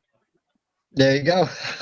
Exactly right. Beautifully put together package. That's right. Beautifully put together package. They get it really, like, looking at the pictures, like, you look at the art, right? Look at Hercules, look at the gold. Seeing this in person is just go look at it. Go look at. You're not going to get from a picture what this game looks like. The way that the gold foil works on those cards and the art, it just makes it pop. And it's a pretty easy game to understand. It's not a complicated game to play. Like, you know what you're doing, and then it builds on itself as you're playing through the game. It's just, you defeat a labor, it becomes something for you. All that gold foil just pops. Like, it just looks beautiful, and then the art is just stunning. I love the big tarot size cards. Yeah. Yep. Yeah, Hercules and 12 Labors. It's solid. I backed it twice. I got 2 copies during the campaign, and then when I stopped by PAX and Matt's, I had to pick up another copy just so I had one. The convention has one, just to have an extra one, because I feel like it's a good game to give someone if you find out someone's playing solo games or has the desire to play solo games. Like, I don't always play with the family, but I can rock a game for a half an hour by myself. Then this is a great game. It's so well put together. Nice. Yep. Really want to try this one. Yeah, it's good. Yeah, so number 6 from this year. Fulfilling Now, Awesome. should be out in your local shops, if not right now. Hercules and the 12 Labors from Envy Born Games. 5 card loads later, he's delivered. Yeah. Serious. Yeah. All right. Yeah, what a hustler. I mean, he's just an awesome dude, right? Like, just boots on the ground, like, going and doing the thing. I sent him a picture. I don't know if I posted it on the channel.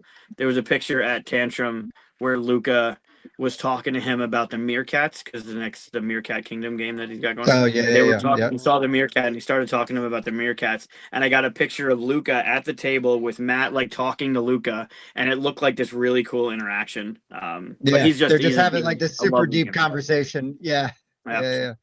That's great.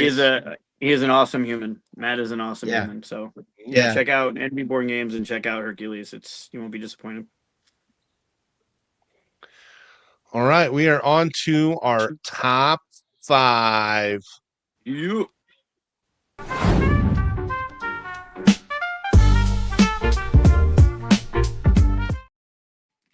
All right, guys, for my number 5, It is a difficult co-op. I mean, really difficult with a really cool theme and lots of asymmetry, and some really unique mechanics as well. And I'm talking about four horsemen. You are trying to Ooh. stave off the apocalypse. You are a hero of old, whether you and you represent sort of a different pantheon of gods or religion. So there's Christianity. You might play as like an archangel. There's Norse gods. There's Egyptian gods. There's Greek gods. There's all kinds of stuff. Norse gods, and this game just has some really unique mechanics. And it does have a little bit of sort of that pandemic Defenders of the Realm, where there's demons that are filling up in different areas, and you've got to go and kind of keep those numbers down so that they're manageable. But there's events you're dealing with, and then you've got the way you do your cards is it's like you're going to basically sacrifice a card every round, and the cards are going to give you different things depending on what you play it for, like whether you're just using an item or you're sacrificing it or it's a boon. And so you're constantly like gaining new cards and getting rid of old cards, and there's definitely some sort of like combination building where you can, you're just setting up very good things as you lay them out, and you're like, okay, I need this to happen, then this to happen, then this to happen.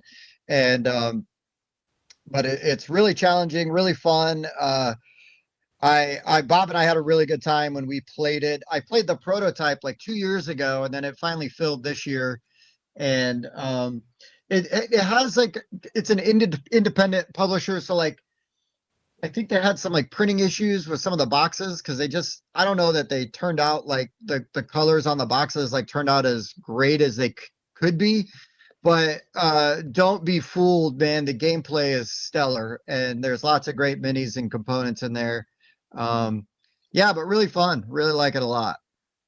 It was a good time.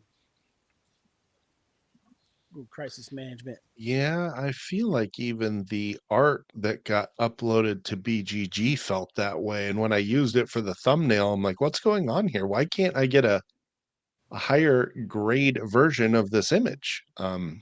Anyway, yeah, didn't get to play this one, but it looks cool. Yeah, it was friends and family. Mhm. I know how that goes. All right. That's good. I haven't heard that one. My number 5 reminds me of a card game that I used to play growing up, but it's like a trick taker. But this one's unique because it's a trick taker with dice. Oh boy. And I like how you get 1, then 2, then 3, then 4. You kind of keep getting more and more, and you're bidding how many you think you can take. And the fact, like we were saying earlier, that you could have the shittiest die and still take a trick, or you could have the best die and still lose the trick. That's awesome. I love that kind of stuff. It's almost like a Schrodinger's trick taker, right? Because you don't know what you actually have until it's realized. And doing mythical dice is fantastic. Mike mentioned it earlier. I'm mentioning it now. Tim needs to play this game. I do need to play this game. Yeah. I honestly think that we should just play it and review it. It's just I'll that bring good. it Saturday. Yeah, that sounds good. We'll play Saturday. We'll play Saturday. There you go.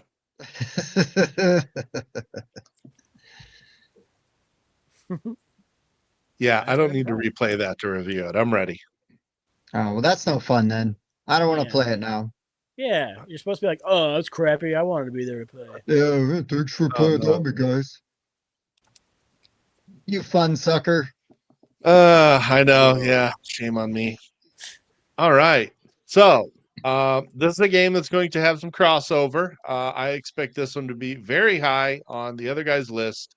This is the game that won our 2024 box art contest that we did in collaboration with the Full 42, and we all got to play it this year. And I am talking about Inferno. How did I miss that on my list? I thought I played this last year.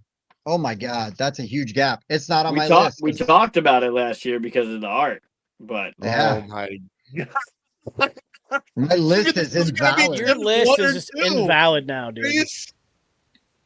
Well, I'm Mike, gonna. why I had to, put everything into BG stats? I don't know. Maybe because I don't we'll have to worry about forgetting stuff like this.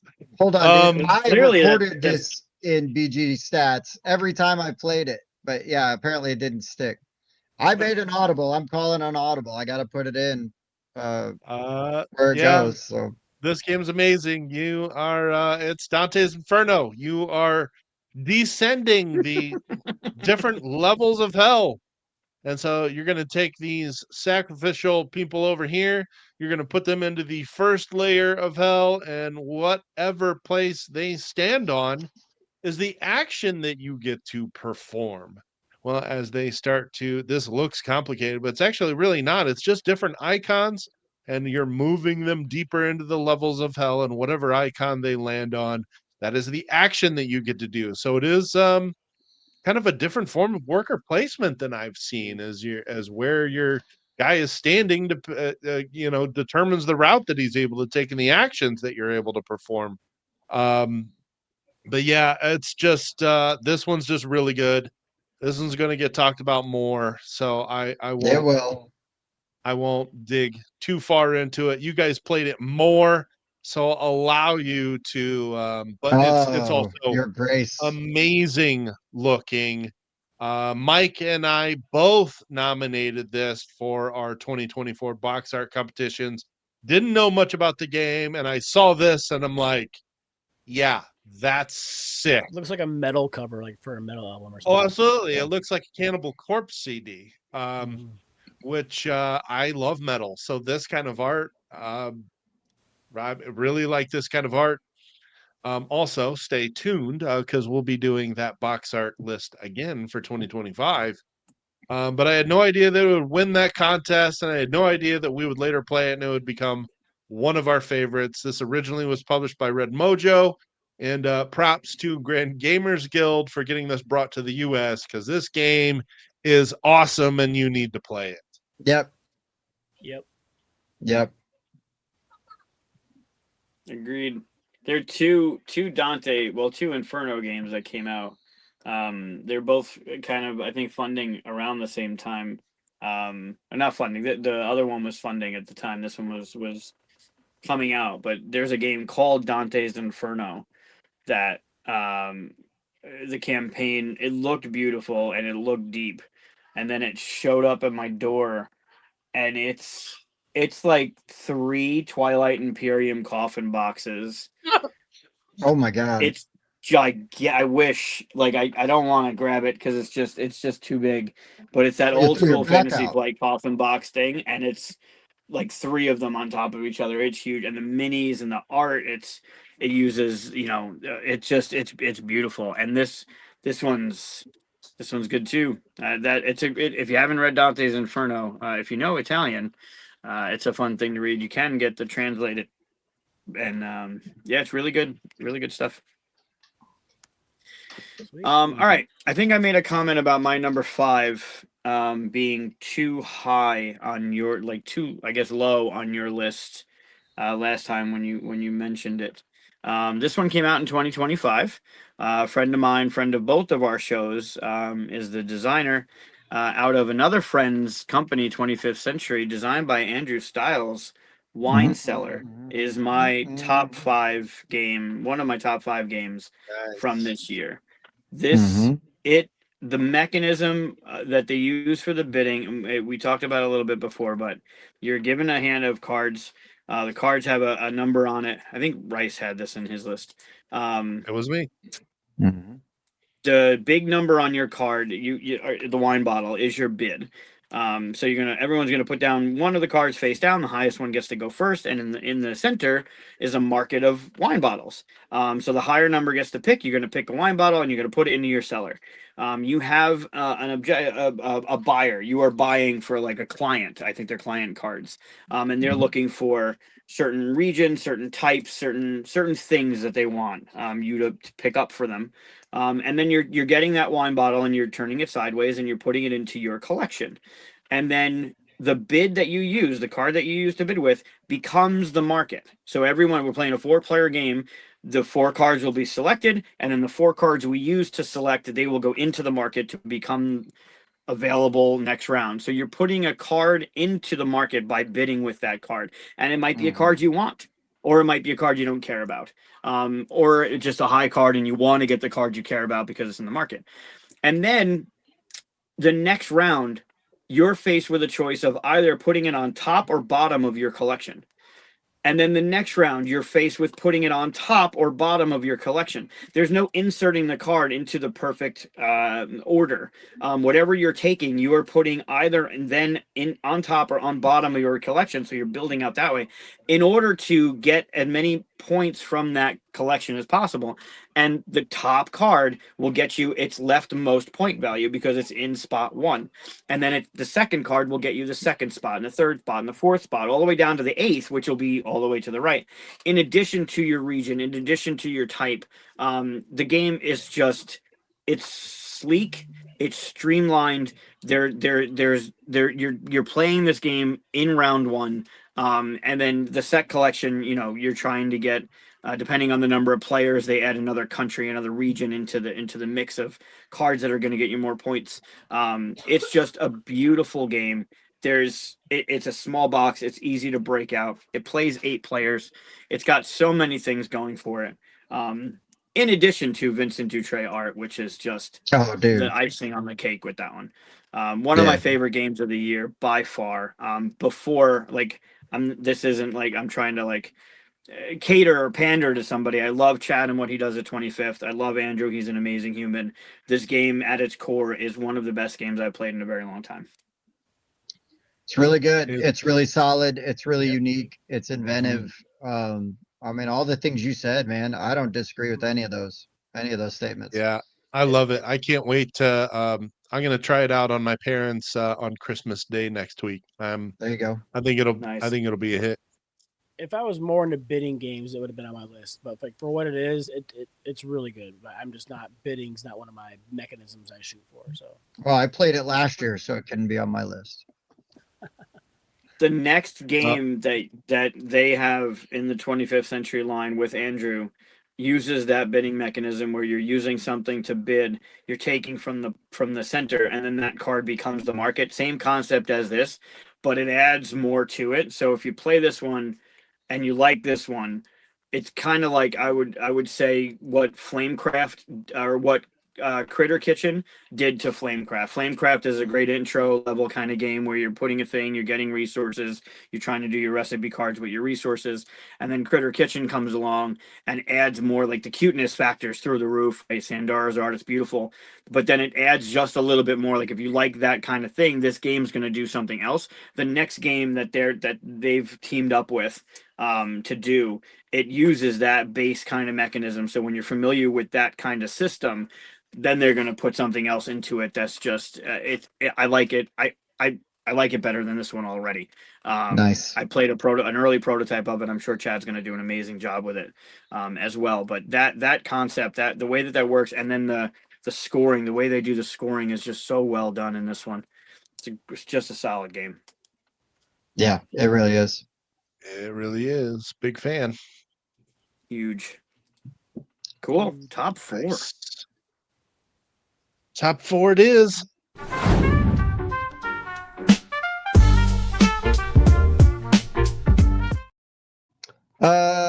My top 4, my number 4 is like it's sometimes you're just in the right place at the right time. Way back, right before COVID, we hosted a proto spiel up here in South Bend, and we had all these designers come from all over the place. And there was a guy who had this sort of unique deck building game, and I got to play his prototype, and then just so thankful that he remembered me, reached out to me, saw it, because that was like we barely just started the show and weren't even really talking about it that much when we did that proto spiel. And this game is called Shadows, Heroes, and Monsters. This is a deck builder by Kuhn On, and he's out of Indianapolis.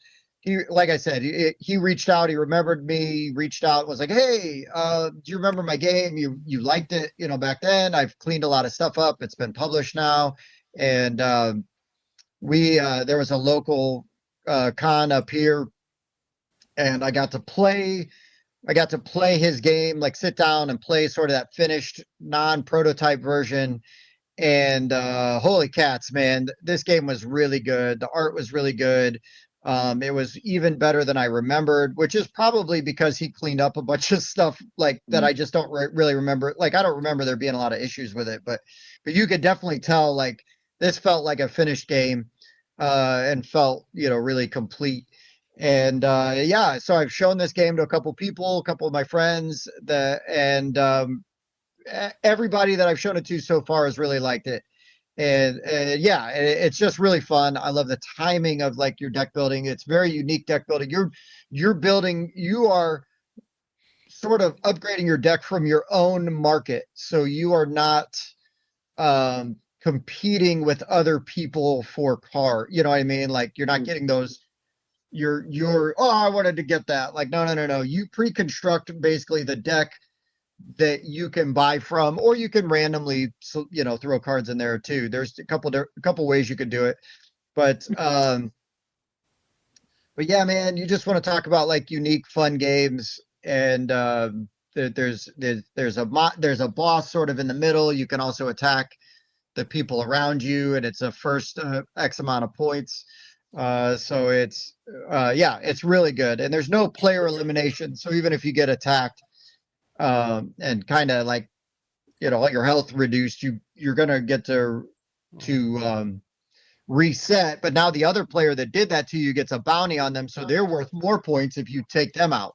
So there's a little bit of push pull with that without having any player elimination. So it eliminates the feels bad, of that. And yeah, it's just really smart game, really fun, and very excited. I like the PvPvE element, Mhm. and then you could be doing, as you put the work in on the boss, you're getting stuff for that. It's not like, oh, whoever gets the last, last shot and kills it gets everything for it. It's, Yeah, because that would kind of, like Tim says, it gets rid of that feels bad. It's like, oh, I did like 90% of the work. Tim walked up and went, and it dies.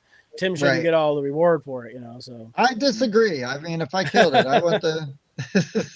But yeah, you're right. You're right. All right. Never heard of that It's one. a super deep cut, really, really indie game, but it's just one of those things where I like it. Those games need the love, right? You got to shout them out and support them when you can. So. Okay. My number 4, Mike was so close, but I've got Inferno at number 4. Oh, it made your list, Bob. Huh. It was actually on my list. I didn't have to pull Oh, any wow. malarkey to get it on my list. But no, Inferno is fantastic. I love how you basically can accuse somebody of certain sins. Their soul goes to the graveyard. You are then paying the fee to transport their soul across the river Styx into the different layers of hell. And then as you land on those icons, the different places up in, I believe it's Venice, they are associated with like 2 different sections. And so you get the option of one of those 2 sections to take the action for your actual turn. Depending on what type of worker you send there, you can get different benefits or just different costs. You've got your own player board where you got like a tower where you can bring guests in to stay. Yes. Yeah. They're not hostages. They're not hostages. Yes. But the aesthetic on this game is just fantastic. It drips theme. Those little souls have cutouts in the middle of the different sins that they have. Like the gluttony's got like a chicken bone. The lust has a heart. Like it's just so much detail put into this game, and it's great. So. I really like the kind of the set collecting part at the bottom of the board for that in-game scoring as you push these across these tracks here. Right. That And part, then that also gets was affected really by well done. any empty spots that you have. Like we didn't realize that the first time we played. You're working your way up that track, but then if that level of hell isn't full, then you'll like have to pull back some of that scoring from there, and you don't get to score as many points. Yep. Yeah, it's really good. Super good game. Indeed. Mm-hmm. Mm-hmm. Mm-hmm. Mm-hmm. Okay. So my number 4 is a 2025 release. And 4 months ago, when I remade our little bumpers for the numbers, this was not planned out.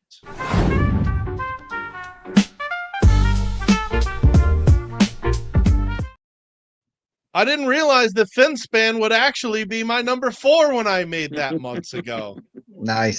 But I love Wingspan. To be fair, I have not played Wormspan, but I really like this theme. I'm an outdoorsman. I like to fish. I've spent many years fishing, and I actually remember when I was a kid, my grandpa used to get me these like illustrated fish books, and I would just learn little tidbits about fish, and that's sort of how it made me feel reading the flavor text of this game. But if you like Wingspan, I don't see why you would not like this. In fact, there's some things I like better about this than Wingspan. I think Most this game things. is Yeah, the Sorry. resource economy. Yeah. yeah, there's um I don't even remember what I was gonna say. There's some things that are better. This one's more thematic. You are diving into the ocean. So or actually, well, you start in a river and then you work your way down. And so as you play your cards, you're not playing them left to right, you're playing them top to bottom, Mm. but you actually don't have to play them in that particular order. You can put deep sea fish in here before you ever put any shallow water fish down. And your resources make a lot more sense, actually. So you actually have fish that can generate eggs, and then those eggs can hatch into um, baby fish. I don't remember what they're called in the game. I'm sorry. But then it Schools creates of this fish. Yeah, spatial yeah, yeah. puzzle, huh? No, go on. You're doing great. Then it creates this spatial puzzle where if you can get 3 of the small fish into one location, because you can move them, you get them all onto one location, it creates a school, and they're worth even more points. It fixes the egg strategy in Wingspan because so many of these in-round bonuses in Wingspan are tied to eggs and where you have your eggs. And in this, it's not that at all. There's eggs, and then there's young fish, and then there's schools, and that spatial puzzle is really interesting. I like how you can actually spend cards to play cards. That's one of the resources. And when you spend cards, you don't lose them. They just go over to your discard, which is in the right. But then some fish will actually scoop those fish up and move them back into your hand on the left. I really, really enjoyed Finspan. But again, love Wingspan. So no surprise here, but I was just impressed with how they took existing mechanics and made it feel fresh and new, and even were able to improve on some aspects of it. As an avid indoorsman, I also really enjoyed this game. I gotta say, it is 1,000% better than its other, adjacent game, Tim Span, the legacy Wrong. version. That is just wrong. That is a not a factual statement. Yeah, agree to I don't disagree. have that queued up, but Sorry. Is it not factual that a game called Tim Span Tim Span. exists? No, yeah, Oh, is it there- exists. Oh, okay. it exists in my Canva account as I've been creating versions of this Tim Span to I do make like fun the of our fish with co-host. Tim's head on it that you posted as one of your That's pokes. Tim Span. That's Tim Okay, Span. got it. Yeah, it's Yep. Tim Span. Yep. Mhm. It's the greatest span. Yeah, Also the we baldest span. Fun fact. Factual. well, at least you got one part accurate. Yeah, that's true. I did get one part accurate. That and he's scaly from like here down. That's also accurate. That's good. Me, my turn. Yep. Yeah. Yeah, go for it. Cool. All right, let's go on to number 4. So this one's only a couple years old. Came out in 2021. And I was lucky enough to play it after I had played the base role player. We had moved our character from role player right on into role player adventures. Nice. Role player adventure. I would recommend playing role player with the monsters expansion. I do whatever you got to do with that one. Base role player is fun. It always left a little bit of a now what kind of moment at the end, and then they added in the monster you get to fight, which is great. It gives your character something to do. Then when you're done with that, you actually port your character over into adventure, and every card that you get has a card that you trade out for this game. So you build up your character, you get all your gear and your bonuses and whatever. You fight for if you're playing co-op, you're not really fighting for stuff. You're actually like, what's better for you? Cool, I'll get the other thing. Then you every card has a trade. Like you just get all your cards but themed for adventures, and then you play this narrative game that works really well. It's really smooth. It feels epic. You feel like you matter in the game, that your character is actually doing stuff. You're balancing out with each other how you're playing. It really is interactive with players at the table rather than just in your own world when you're doing a narrative game. Like there's this story that's developing and you're all part of it, not just you. And then there's your story and there's your story. You are in this story together. And it felt like an adventure. It felt like we were all on an adventure together, participating in the adventure, not parts of the adventure. Really solid game, and I think it benefited from being able to play role player right into it, like building that character and then having that character go out on this adventure. They did a really good job making sure that you can do that. It's just really smart. I really enjoyed it. The art's great. It's got that art that it's the same art, and it's the same kind of continuity between what you're playing and getting into adventure, and it works really well with the book. The way that like the choices you have to make on the dice and the border around it is the color you got to use. Like it's super intuitive, and another real solid narrative game. One of my Nice. favorites that I've played in a long time.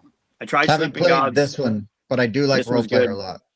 This one's good. Role player is great. My big thing with role player is that it just felt like cool. Like there's my character. I did all my dice. Like all right, Mhm. That and there works. was nothing to Yeah. do with it. And then you got the monsters and mayhem or whatever the monsters expansion is, and now you have like Minions. something to go for. Right now your character is doing something, and then this Yep. just takes it. You don't need to play it. I'm not saying you have to play role player. Like you can fast track it and just play adventures. Like you can open it up and play the game the way it is. But if you have the opportunity to play, it makes it just that much more epic to be able to build your character and then do something with that character in this game. It's Yeah, damn solid. yeah, that sounds fun. Yep. Big fan of role player. Completely agree. I would never play without monsters and minions. Side note, I think Fiends and Familiars not a mandatory expansion. Some things I liked the Familiars, some things I did not like the Fiends. Mm. Um, I would love to try this sometime. This sounds really cool. Yeah, Yeah. we played with everything. We played so over the summer we did I put together campaign weekend for QSCon. I wanted to do something that was focused more on those longer Nice. games, like you were saying, appointment type games. So I put Yeah. campaign weekend together, and we did this. It was a long day of what we were playing, but we decided that that's how we were going to play this game. That there's the option of playing role player, building your character, and taking them out on this adventure. So we did the whole thing. We played role player. We had the monsters expansion. We had the fiends expansion. Nice. We did the whole thing. We ported over our character. We traded all the cards we needed to trade, did all the things, and then that character ended up going on the adventure. And then we played that game, and it did not disappoint. It was epic on all counts. Yeah, that sounds pretty rad. Yeah. That's an awesome idea. Love that. There you go. Sweet. I guess that means we are on to our top three.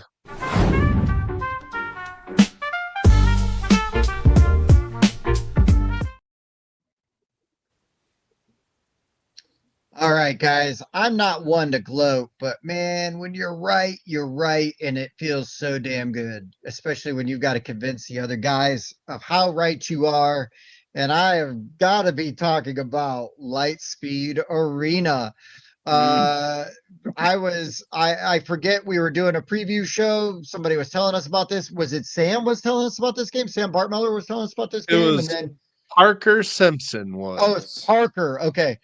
And I was like, this sounds amazing to me. Like just the chaos. It just sounds like everything I like in a game, and it's super fast and really wild. And the guys are like, well, maybe it'll be fine, whatever. And I bought it and I got it, and they're like, maybe we should play it. And I'm like, guys, we should play this. It looks like it's fun. It shouldn't be too hard to learn. We'll see. So I played it with some other guys, and they were like, holy crap, this is amazing. And immediately went over and bought copies from the Ares booth. And then I got these guys to play it. And they immediately, well, wait, Bob immediately went over, right, and bought a copy.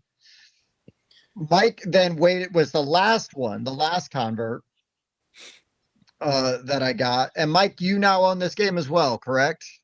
I do. Yeah. Yeah. This game is just loads of fun. It's silly, it's crazy, it's wild, and it's super fast. Super fast. Light And speed. yeah, like light Mhm. speed. It lives up to the name. Yeah, man. It did everything I wanted it to do. It's an amazing game. It's an amazing game. Absolutely love it. And so I guess what I should say is, like, in Lightspeed Arena, you're using an app. You don't have to. You can get the analog expansion. The downgrade kit is what they call it.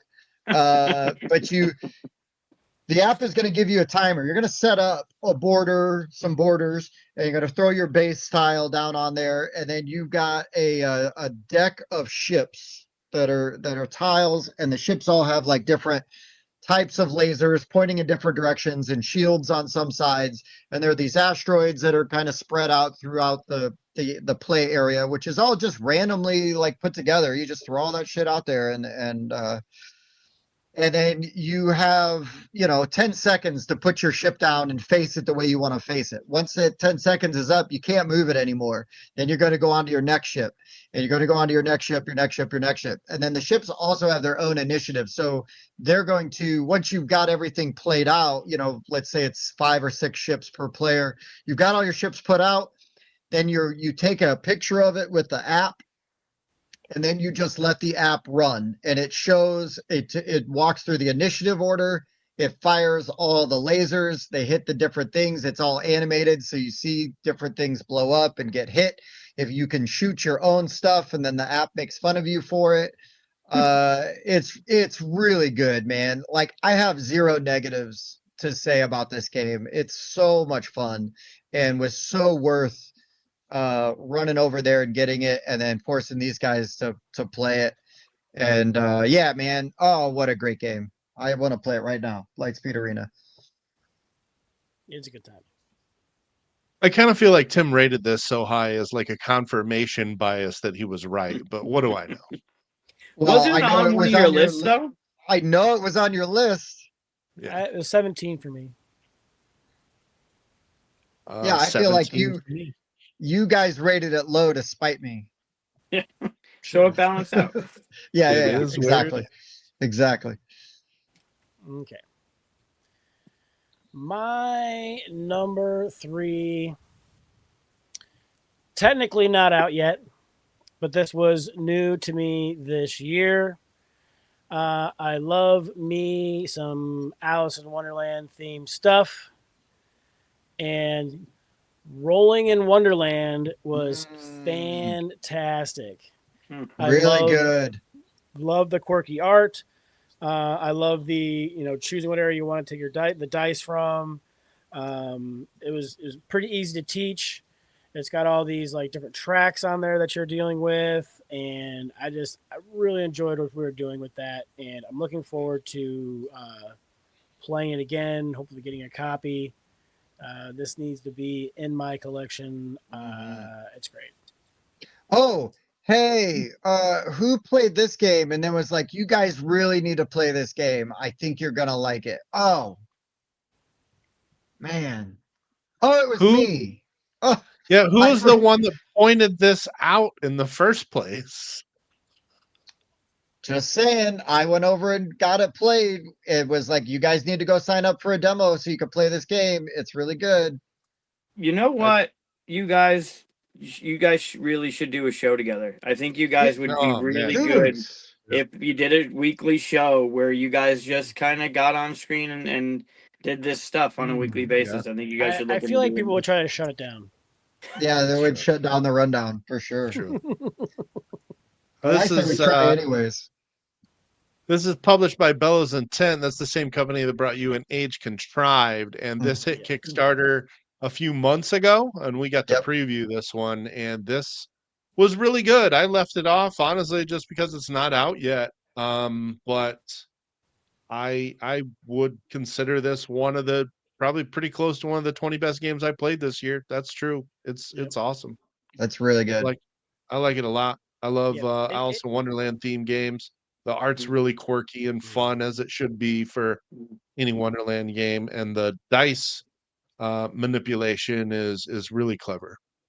Yeah, some Yeah. of the tracks need a little bit like adjusting so they're easier to kind of read and whatnot. But it was like a It was a prototype, and they already yeah. knew all of that, right? Like all Right. of those things we had addressed. It was a and- proto. And he had It is addressed, in and, the and so works So- to get fixed.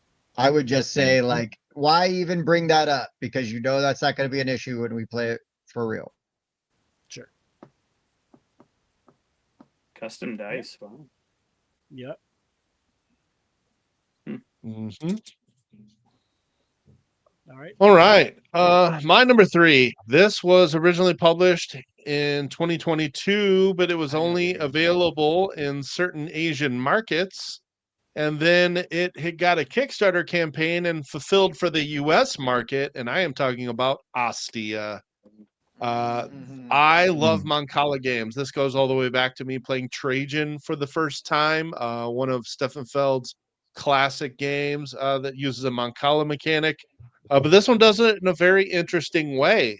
You've got these kind of different pieces in your different sections of your Mancala here, and you're going to pick up all the pieces out of that one area and drop one piece counterclockwise wherever you end up.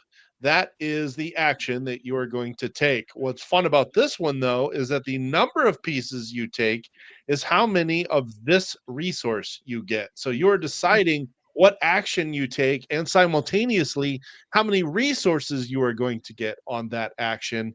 And each one of these actions will typically move you up these different tracks. And you are kind of racing to have some of these sort of, I guess, objectives completed. Man, really, really clever usage of the Mancala. I love how you can upgrade it and you're able to do some of these actions more efficiently as the game goes on. We played it with the Pirates expansion as well, which I thought added some fun wrinkles without adding complexity. Really, really good game. Yep. Published by Uchiba Koya, it is Crafty Games that is bringing this back to the U.S. Unfortunately, it's not going to have the Pirates expansion, but it does have a couple other expansions that was not included in this version. But I loved this game, and I can't wait to play it again. Yeah. Hell yeah. If you don't have the Pirates expansion, you could keep the insert. But if you get the Pirates, you're gonna want to trash that insert. It looks like good, but I tell you what, those little buildings. If you go back to that insert that you had there, the picture of the insert that you had there, like trying to get your fingers around. There you go, down in there to get those buildings out, those white buildings. Yeah. Super difficult. I ended up just getting a little plastic container holds all my bits in there, 2 of them. But yeah, no, this game is fantastic. It's one of my favorite games that I've played the past couple of years, but it was last year for me. But I take this to meetups. I teach it to people.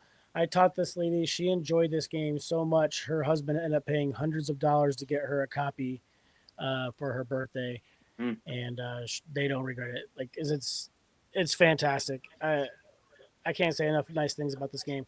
The teach can be a little bit, but like I feel like I've kind of gotten a good way of explaining things to have it make sense to everybody. And once you start taking actions, that whole just picking up and getting resources, dropping your pieces back down, taking that action, it's just super satisfying. You have your own, right? Like that is one player's Mancala, not a central Yep. board, not like Correct. Red Yeah. Cathedral, Correct. right? That is one Yep. player's board right there.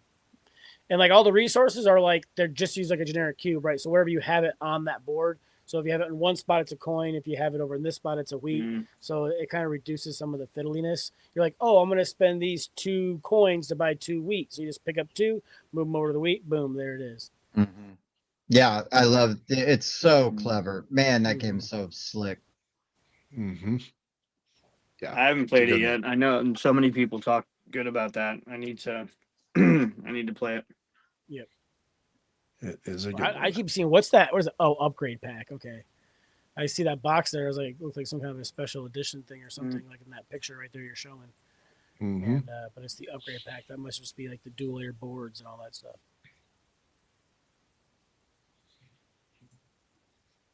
Cool beans. Cool. Hostia. All right, my number 3. My number 3 is a 2025 release, fairly recent. Had the chance to play it at Origins this year in prototype. It was released in Essen. I like Seven Wonders. I love Seven Wonders Architects. I adore Seven Wonders Dice. Seven Wonders Dice is everything, like it scratches all the itches that you want a Seven Wonders type game to do. It's got the dice rolling, it's got the choices you need to make on your scratch pad. It's got a little bit of left and right or like battling. You don't really feel bad when things are happening. People are getting points if you're not protected on the right and the left as you go. But the way that the center, that little center thing there is, you take the top of the box and you cover the dice and you shake the dice up and then you reveal the dice. And those are the dice for the round. And you get to pick, and then everyone else gets to pick. And on your board, on your piece of paper, you're using the dice in a typical roll and write kind of combo fashion where you want to check off certain things to get yourself points in those different areas. The left side is the left and the right side are your military. If you're familiar with Seven Wonders, you are battling your neighbors. You're not battling the entire table. So the left side of your board is protecting you from your left neighbor's military. The right side from your right side military. And you're just trying to combo through stuff. You're trying to build out. You're trying to get points based on how many things are filled out. You're deciding what dice you want to use, where you want to do them. You got your coin factor. It's an easy to teach game. Architects is also super easy. You're picking a card from your right, your left, or the center. Like there's not much. Even though Seven Wonders, the base game is kind of an intro level game. I think Architects makes that even simpler. And then this is a version of Architects just with dice. Like it's just got that kind of ease to it.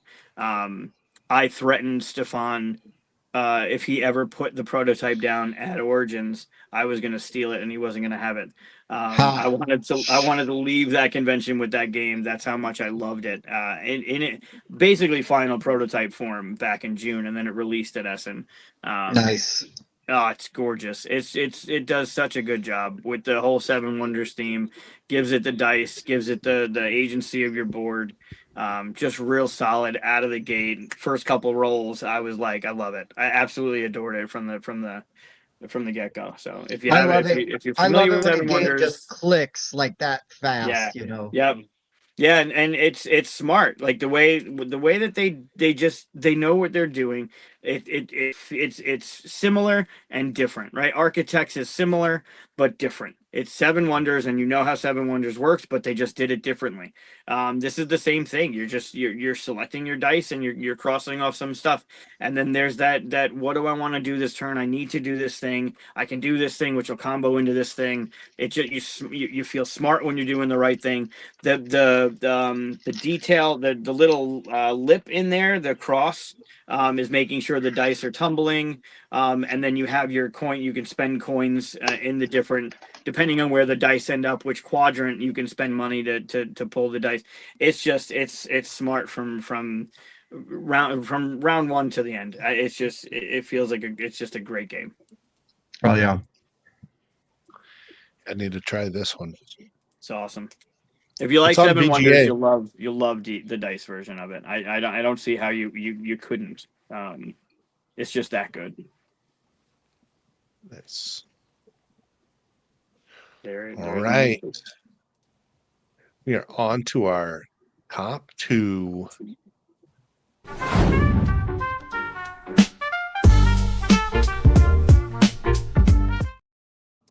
So my number 2 could have been Slay the Spire, but just kidding. It's actually Inferno, because Inferno is that good for all the reasons these guys said. I mean, it's gorgeous. The gameplay is so thematic. The choices are really interesting. This game, I've taught it to a bunch of people. I played it at different player counts, and it is yet to overstay its welcome. And yeah, holy crap. I love Inferno. Give me more.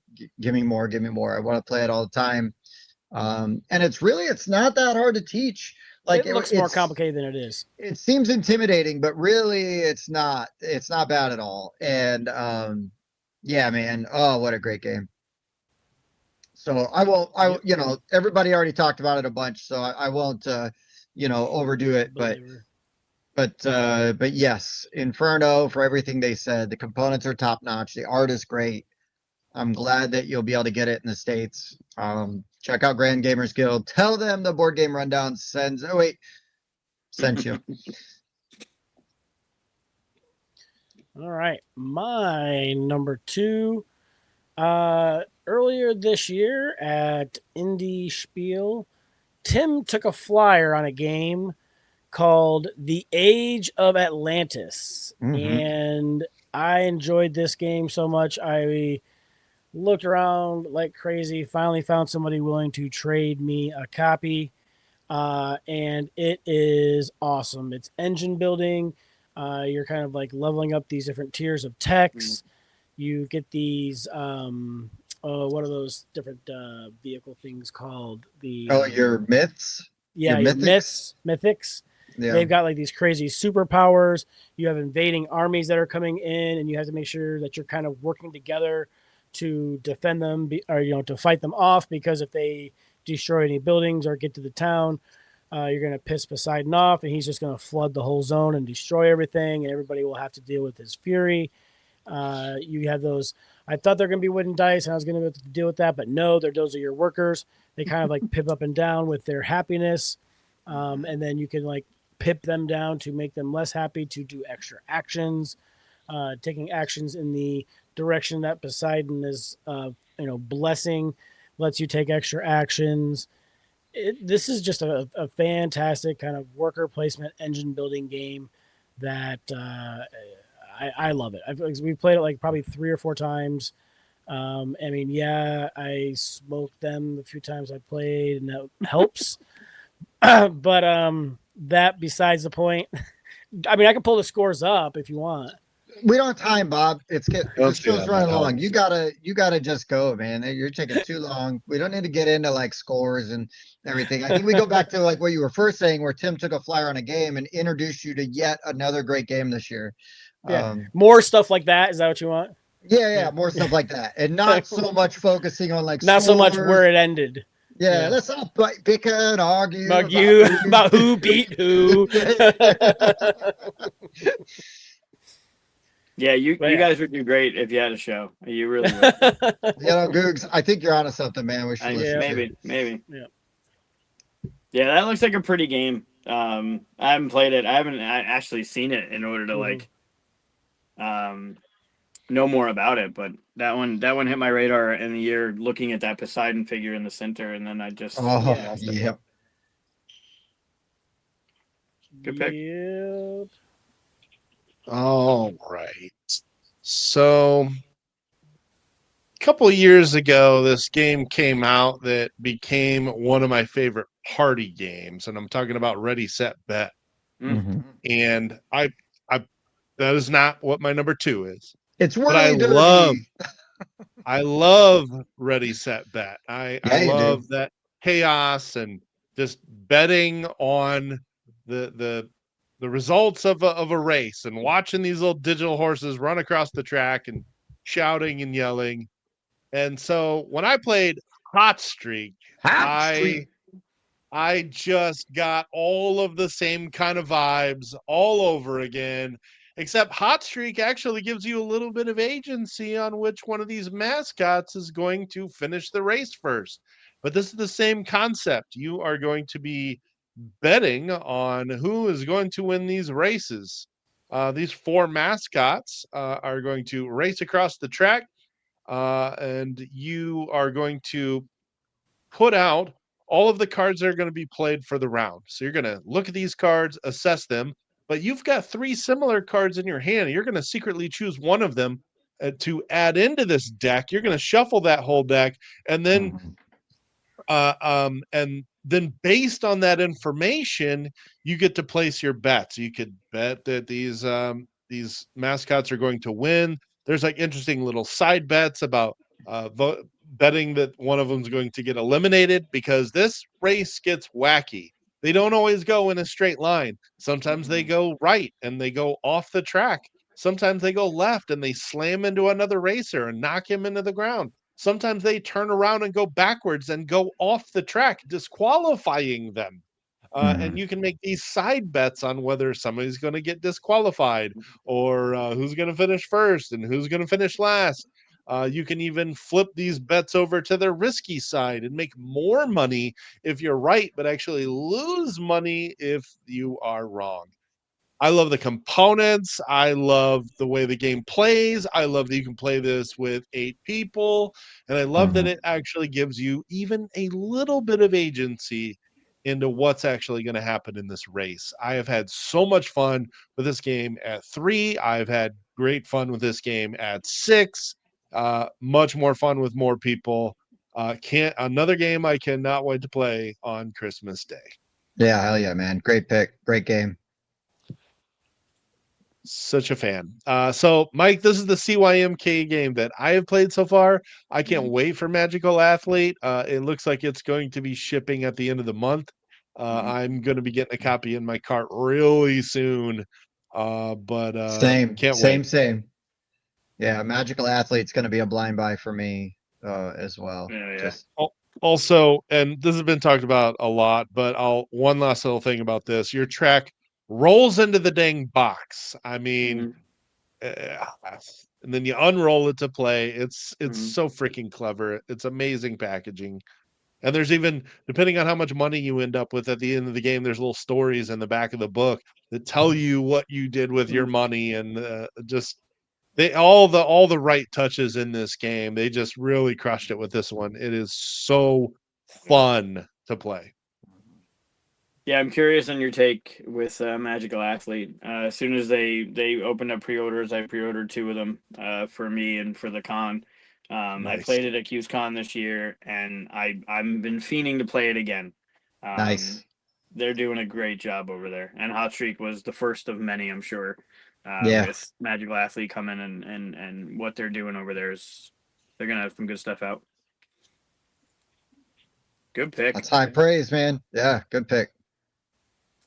All right, my number 2 originally came out in 2016. The version scenario that I've been playing was released in 2017. It has basically taken over my QsCon Tuesdays because we've been playing through the scenario for the better part every other week for months now trying to get through this game. For those that know me, I love me a good Arkham. And I don't get to talk about it too much because Arkham Second Edition is the game, as I said at the top of the show, that got me into the industry as the first modern game that I had played. My neighbors introduced me to. And I put this one off for a while because I didn't want it to sour my Arkham feeling. Same reason why I haven't played Arkham Third Edition. But the LCG, the Arkham Horror Mm. LCG, more Mm-hmm. specifically, the one that has introduced me to the LCG is the Carcosa series, is wicked smart. And although I'm not a huge fan of building, like not deck building in the sense of Pre-construction, deck what construction. Yeah. yeah, the construction of it, right? Like Mhm. I'm not great at that. this one does it in a very smart way with the pips and the upgrading your cards. You have control of your character as you get victory points from your scenarios, beating certain monsters, unlocking certain rooms from their clue tokens.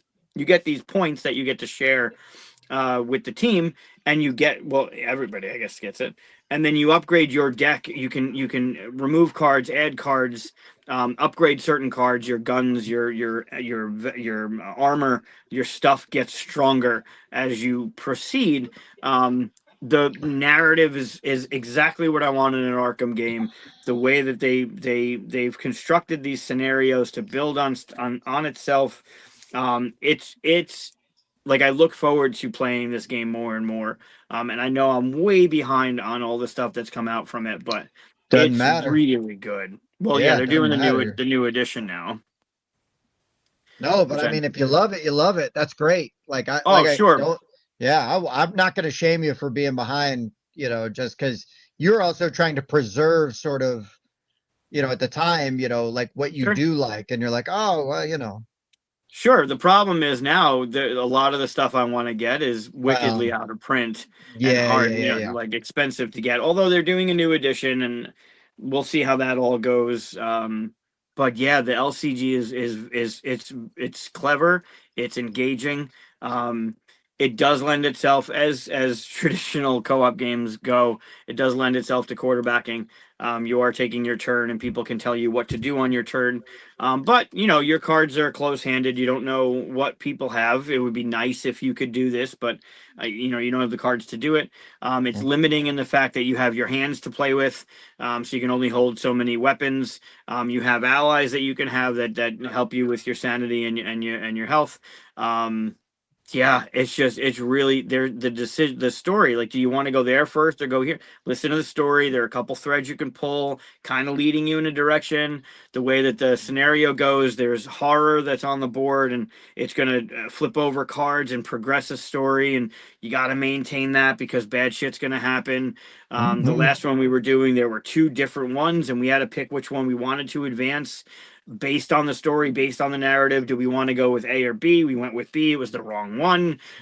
So it's very engaging. The story is phenomenal. It keeps building on itself because you're marking stuff off in your log that you have more conviction, or you got +1 conviction, or whatever's going on in the story. It's progressing and it's building on itself, and it's really it's not what I expected. It's better than what I expected. But There you still go. has that narrative, still has that lore, still has that interwoven thing that's happening. I've cost the team multiple times going insane, but I am Joe Diamond, so I'm not that sane anyway. Right, Um, right. but yeah, it's just phenomenal, and the replay value of it's through the roof. Right? There's so many different scenarios you can buy, play with, build up through. Hmm. It's just great. It really is great. Yeah, yep. I agree with everything you said. I haven't played this one. It's solid. And I didn't have to do the whole building in the beginning. I didn't have to construct my deck. They the friends that I've been playing with, they built Joe Diamond's deck based on like what you should have. And then like the first, I think once or twice when we got to um enhance it, I was like, you know what, I don't know what I'm doing. You've played it before. Tell me what you think I should have. And then the last couple scenarios were like, well, I'm going through the binder, I'm looking at the pips, I can upgrade my revolver, I can upgrade this thing, and Well, it's now you got it. know. Yeah, Yeah, yeah. yep. You start to learn. I mean, as good games work, my deck was definitely not tuned to what was coming, and I suffered because of that. My deck was not constructed properly. I had too many things that were searching your deck for this one card that had to come up that had nothing to do with the scenario. Like, learning how to play that game, it definitely has a curve. But once you got it, like, the game is just it's a great experience.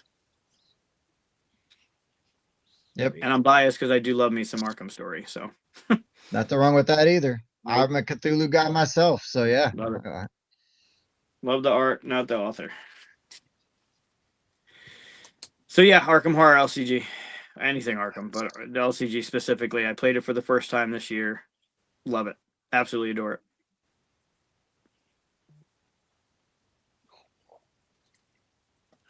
All right, All right, let's Rice. come to this. Our number one game from 2025.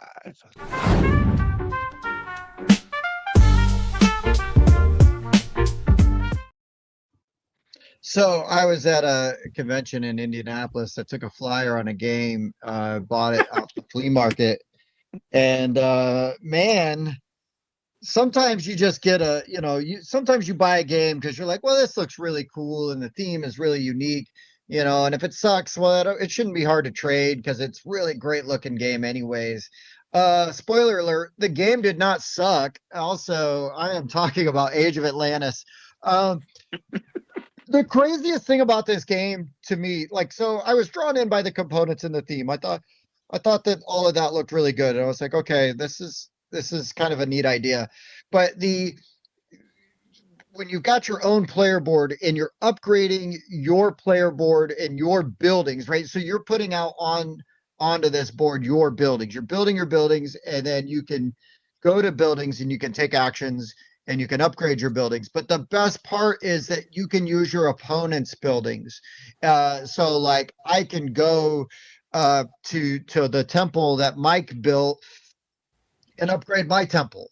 And then maybe I'm playing the faction where I get bonuses if other people use my buildings. So then I spend the whole game using their buildings to force them to then come to my buildings. There's all kinds of different there's like just enough asymmetry without like overly complicating it. You should I do recommend that you kind of lean into what your faction's ability is because you're going to do better. But the way you can choose to upgrade your board the way you want, you still have to fight off those outside invaders because if Poseidon floods that area, it just kind of ruins everybody's day. It's so good. It's so good. Whatever. Speaking of ruining somebody's day, Yeah, no doubt. No doubt. That's great. What? I didn't hear what did you say, Bob? I didn't hear you say I didn't understand that word you used. Great? What's Great. that? No, I don't think so. Yeah. No, but anyways, this game's a great time. I really, really like it. It is definitely my favorite game of the year. It has absolutely skyrocketed, through the ranks of just games that I love. And it's just always it always feels good when you can find like a hidden banger, and you're like, yeah, like that was really good. So Yeah. I love the fact that you can use other people's buildings to do stuff. dude, it's so It's good. great. It's so Yeah. good. I love it. So that's my number one. Ooh, all right. My number one that's the list. three-way crossover here, but at different numbers. Slay the Spire is fantastic. I've played the crap out of it this year, not only with normal gamer folk, but with Magic players. Like my Magic group loves playing this game, And they are not normal.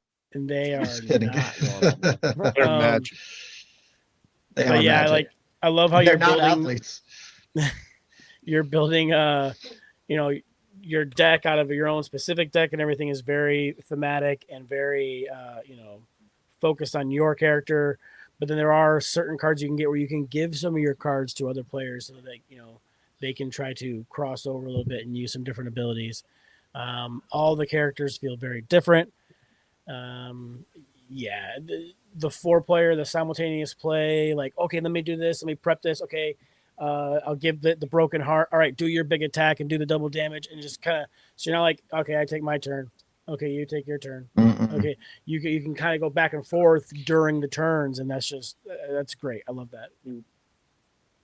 Yeah, and I think that simultaneous part of it also takes, I don't know, for me because there's not a lot of downtime, I feel like it kind of minimizes some of the quarterbacking too. Like, there can be quarterbacking like any co-op, but it is definitely like, okay, I'm just gonna watch and see what you guys do, and then I'm gonna clean up. Yeah, I'm like back clean after up. that. And the storage system is fantastic too. Like the way it gives you spots and cards and dividers to like put all your stuff in there, and this is how you save it. So in between, like if you want to do Act 1, you guys won, good job. Save your game, come back later on, do Act 2. Double-sided cards with sleeves. Yeah, it's all good, man. All good.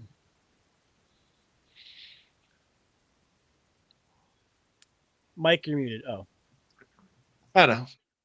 All right, so my number one. So last week we filmed our top 20. We filmed 11 through 20. Oh, okay. I'm like, what? And that's what we're doing now. Right now. no, When will then be now? Yeah. Soon. next week.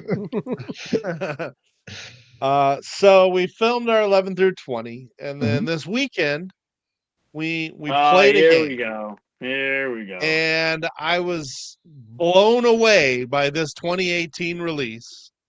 And I thought, well, what the heck? We've already filmed our 11 through 20. What am I going to do? This is easily one of my favorite games from this year. So, what I decided to do was take my number 10, which was Eschaton, who both of the other guys talked about, and I bumped it to my honorable mentions, and I slid everything else down, and that was to make room for Crusaders, Thy Will Be Done. This game is fantastic. Again, I love these Mancala games. I absolutely love this mechanic. And this one does things I haven't seen the other Moncala games do. This one allows you to upgrade. So once again, you are taking those action tokens and dropping them um, clockwise, and you have the opportunity to upgrade your actions.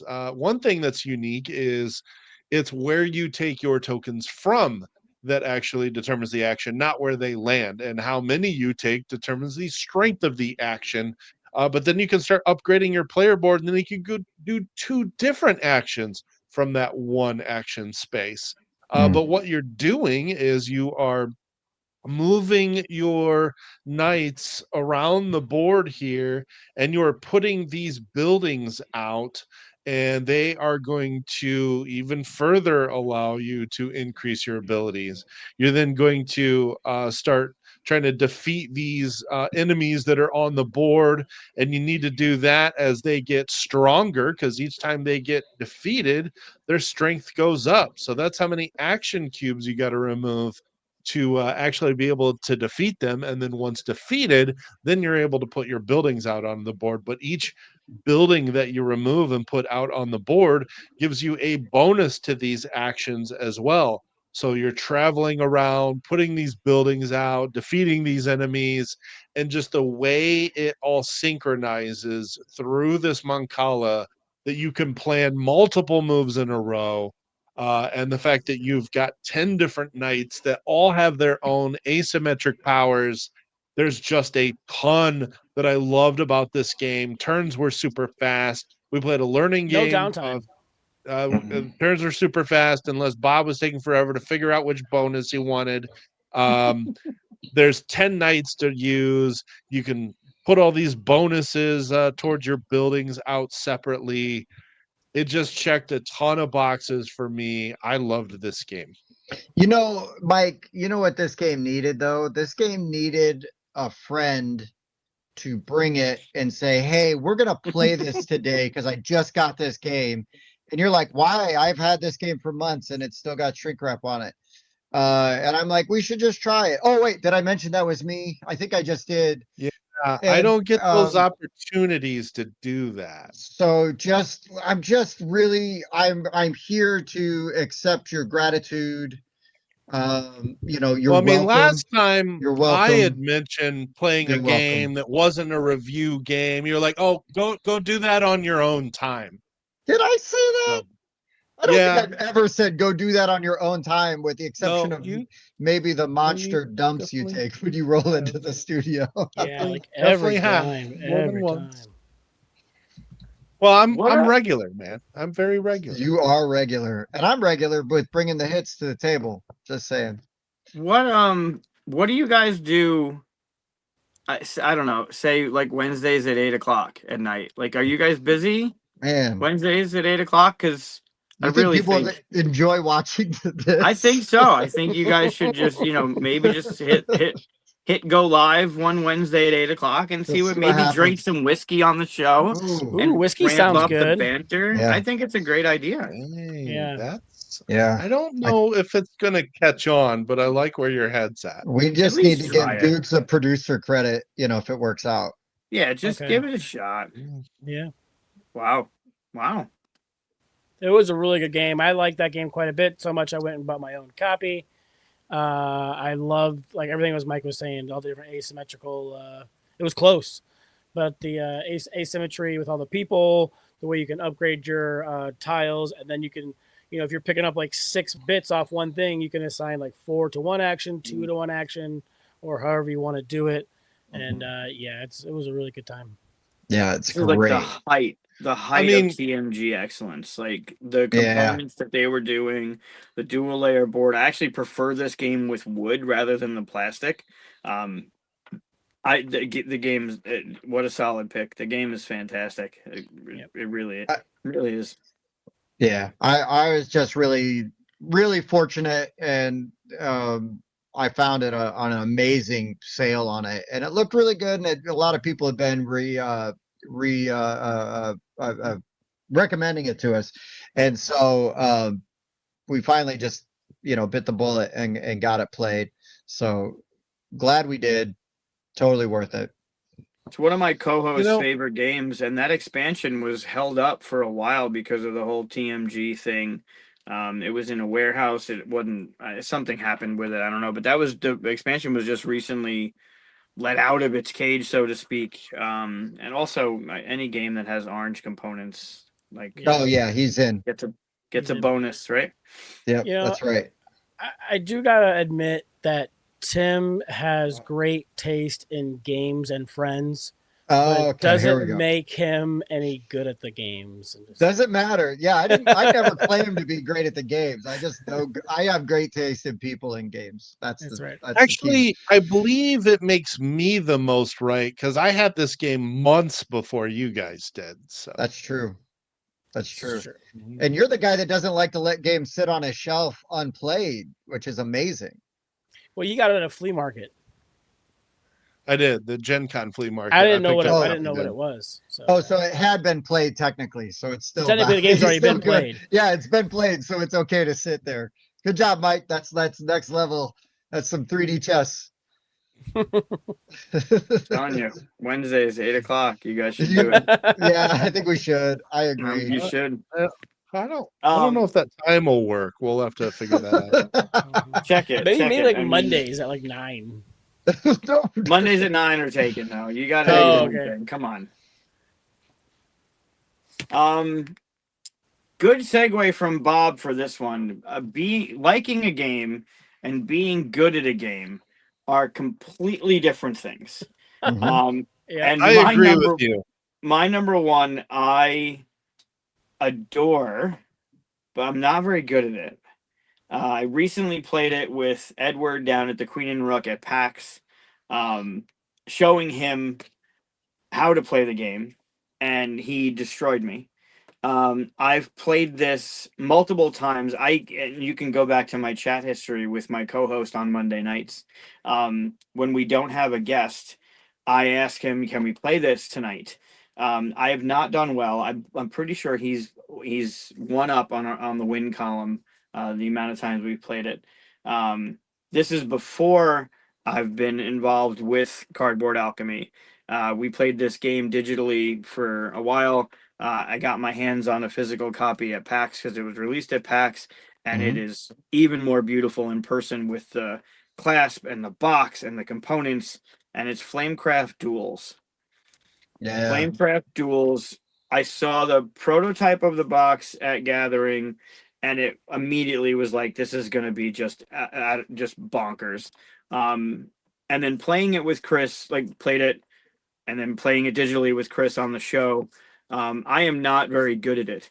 It is pattern recognition, but it is super simple in its execution.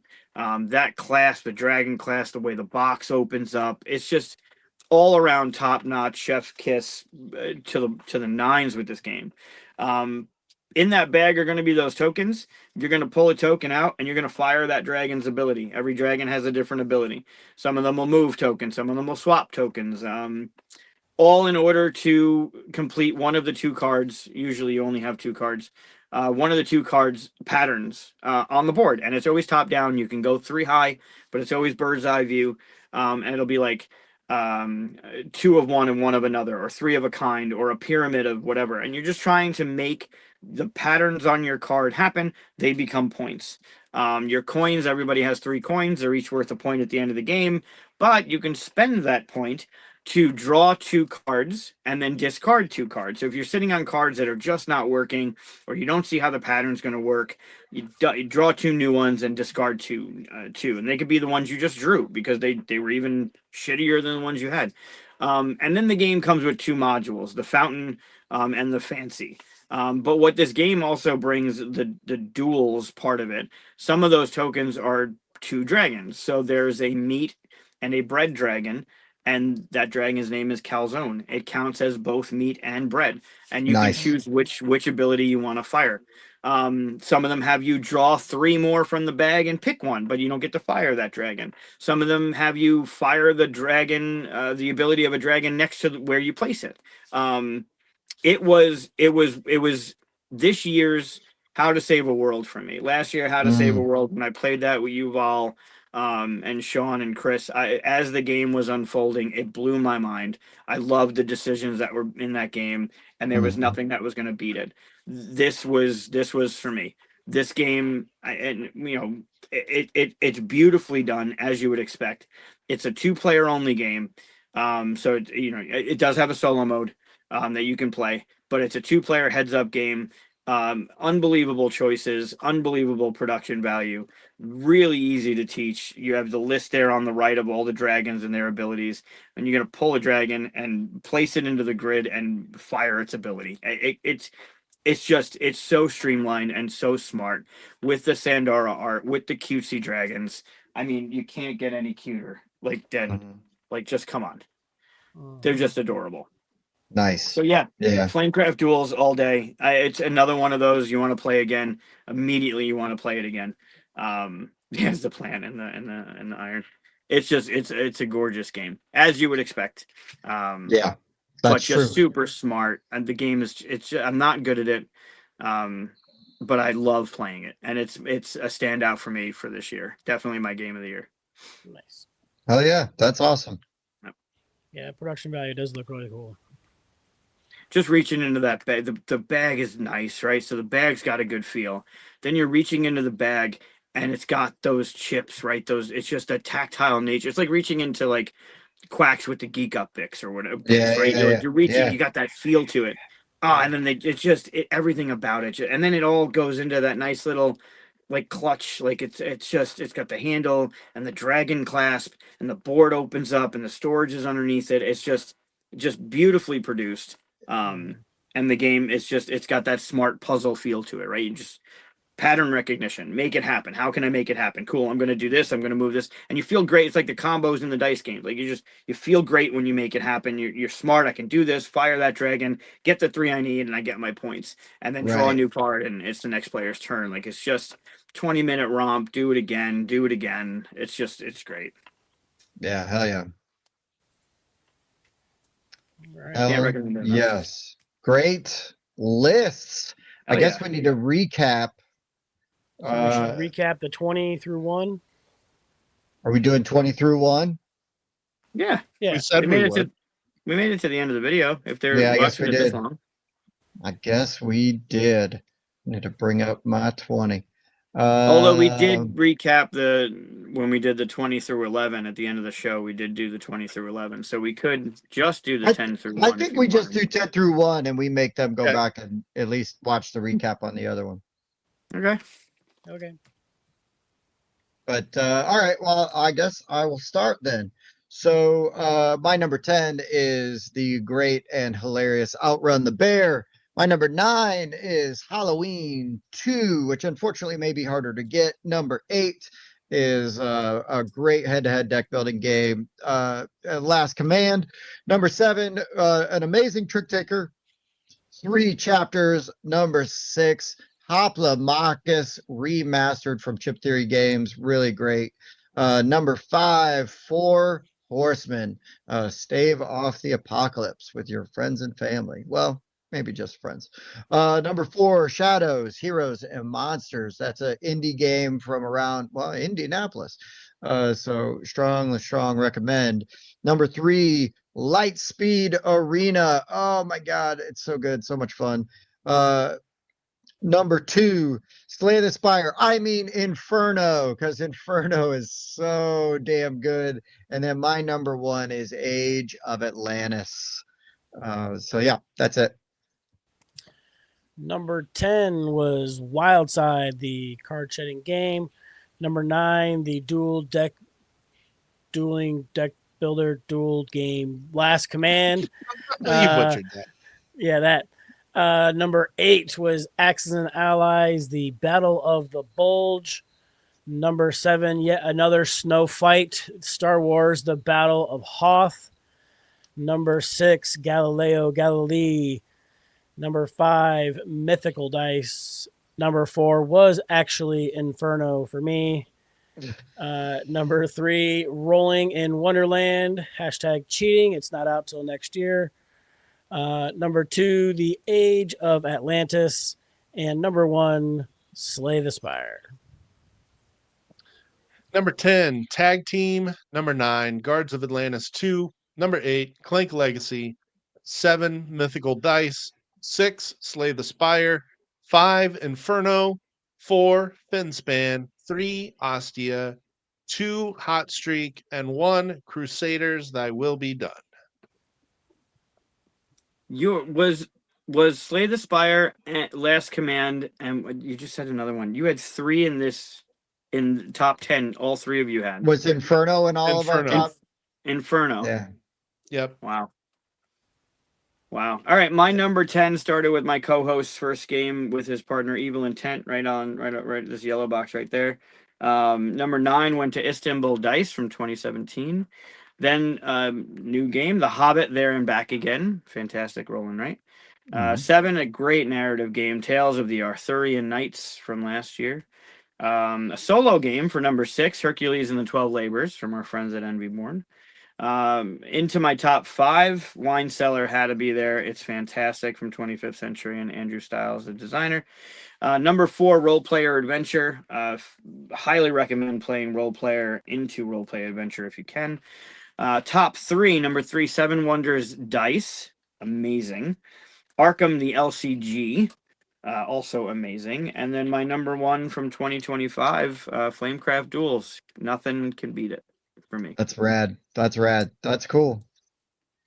That's really cool. I'm excited to hear about how like amazing like the production value is of that game. Like that's just as you know, Bob and I, not that Mike doesn't appreciate a game, but Bob and I are a lot more willing to spend money on the deluxeified versions where Mike is much more practical and realistic and we'll go, I don't really need that.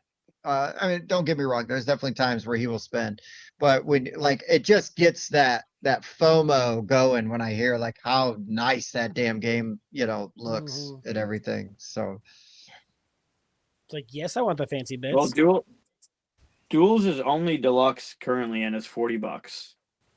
man, like that game is well worth $40. It's again, you want to play just 20 minutes, you're playing it again. You're playing 3 times in an hour. You're playing heads up. It feels fresh every time because the puzzle's always different. But we had a solid 20 list of games. Like our list is for this year new to me. A lot of new stuff, a lot of stuff from 2025. And then some classics that were first time that say like my oldest went back to 2014. 2017. You guys had 2018 was Crusaders. There's a good list of stuff that came out this year. Not only new 2025 stuff, but good list, guys. Yeah. These lists are always really fun to do anyways, because you can go back and you're like, oh, I forgot about that, or yes, I love that, and just an opportunity to talk about, again, highlight some of these great games that we saw that maybe we didn't actually get a chance to talk about, earlier in the year or shed a lot of light on it. So Googs, thanks, man, as always, for coming on and doing this with us. It's never a dull moment. I'm gonna talk to these guys later on. I think we're gonna take your advice and maybe try to do a show together. You should. You should. If you have any questions, let me know. Chris and I are happy to talk you through the do's and don'ts of live broadcasting. Yeah, No, yeah. that's thoughtful. Yeah, I really want to hit absolutely. those don'ts. I want to get as Happy many to of have those in Many as we you can. Yeah, definitely. I've always been don'ts- told though don'ts that are- broads don't belong in broadcasting. Oh boy. Yeah, you really want to get those thumbs, right? You want to get those followers. Yeah, It's the way to do it. that's it. All right, boys. Well, this was a great time. I hope we have just as good, if not an even better year of gaming next year. Yeah, we'll just keep this ending short and sweet because this is a longer video. So thank you everybody for watching. Let us know in the comments what some of your favorite games you played this year are. We do have a Patreon if you'd like to support the show financially. Please hop over there. You will get access to videos of us playing and learning games badly. And they're unedited or very lightly edited. We just cut out all the racial slurs that Bob throws out there. Just kidding. They're in there. When did you start And doing then- that? Oh. Yeah, no doubt. But no, and if you can't support the show or don't want to support the show in that way, just giving us the comments, the thumbs, the likes, all of that is very, very helpful. And we appreciate all of you. And then 1,000,000% on Mondays, be sure to check out the full 42 live. And if you can't check it out live, definitely get them on the rewatch. Great group of people over there. So Yeah, all that if being you're watching this before December 29th, before the end of the year, one of our last shows of the year will include these fine gentlemen that That's are on right. the show right now going over our box art. So if you can catch it live on the 29th at 9 o'clock, you'll see all of us plus Chris, the Plus former lead Chris. singer of Aqua, if you haven't Yeah. heard. Yeah. Yeah. The sad part of that statement is former. I'm really trying to get them to get back together and tour again, but he's making games now. He's focused, right? He's focused. He is. He is focused. Career All right, change. guys. For the board game rundown, I've been Tim. Bob. I was Mike. I'm still Mike. And we'll see you next time. Later. Do you like to party? I do like to party. I also like to party. I like to party. A 7.3. This is a great party. Repeating. We should party more often. Heating. I do like to party. Okay. I also like to party. I also like to party. I like to party. I like to party. We should party more often. Okay. This is a great party. Okay.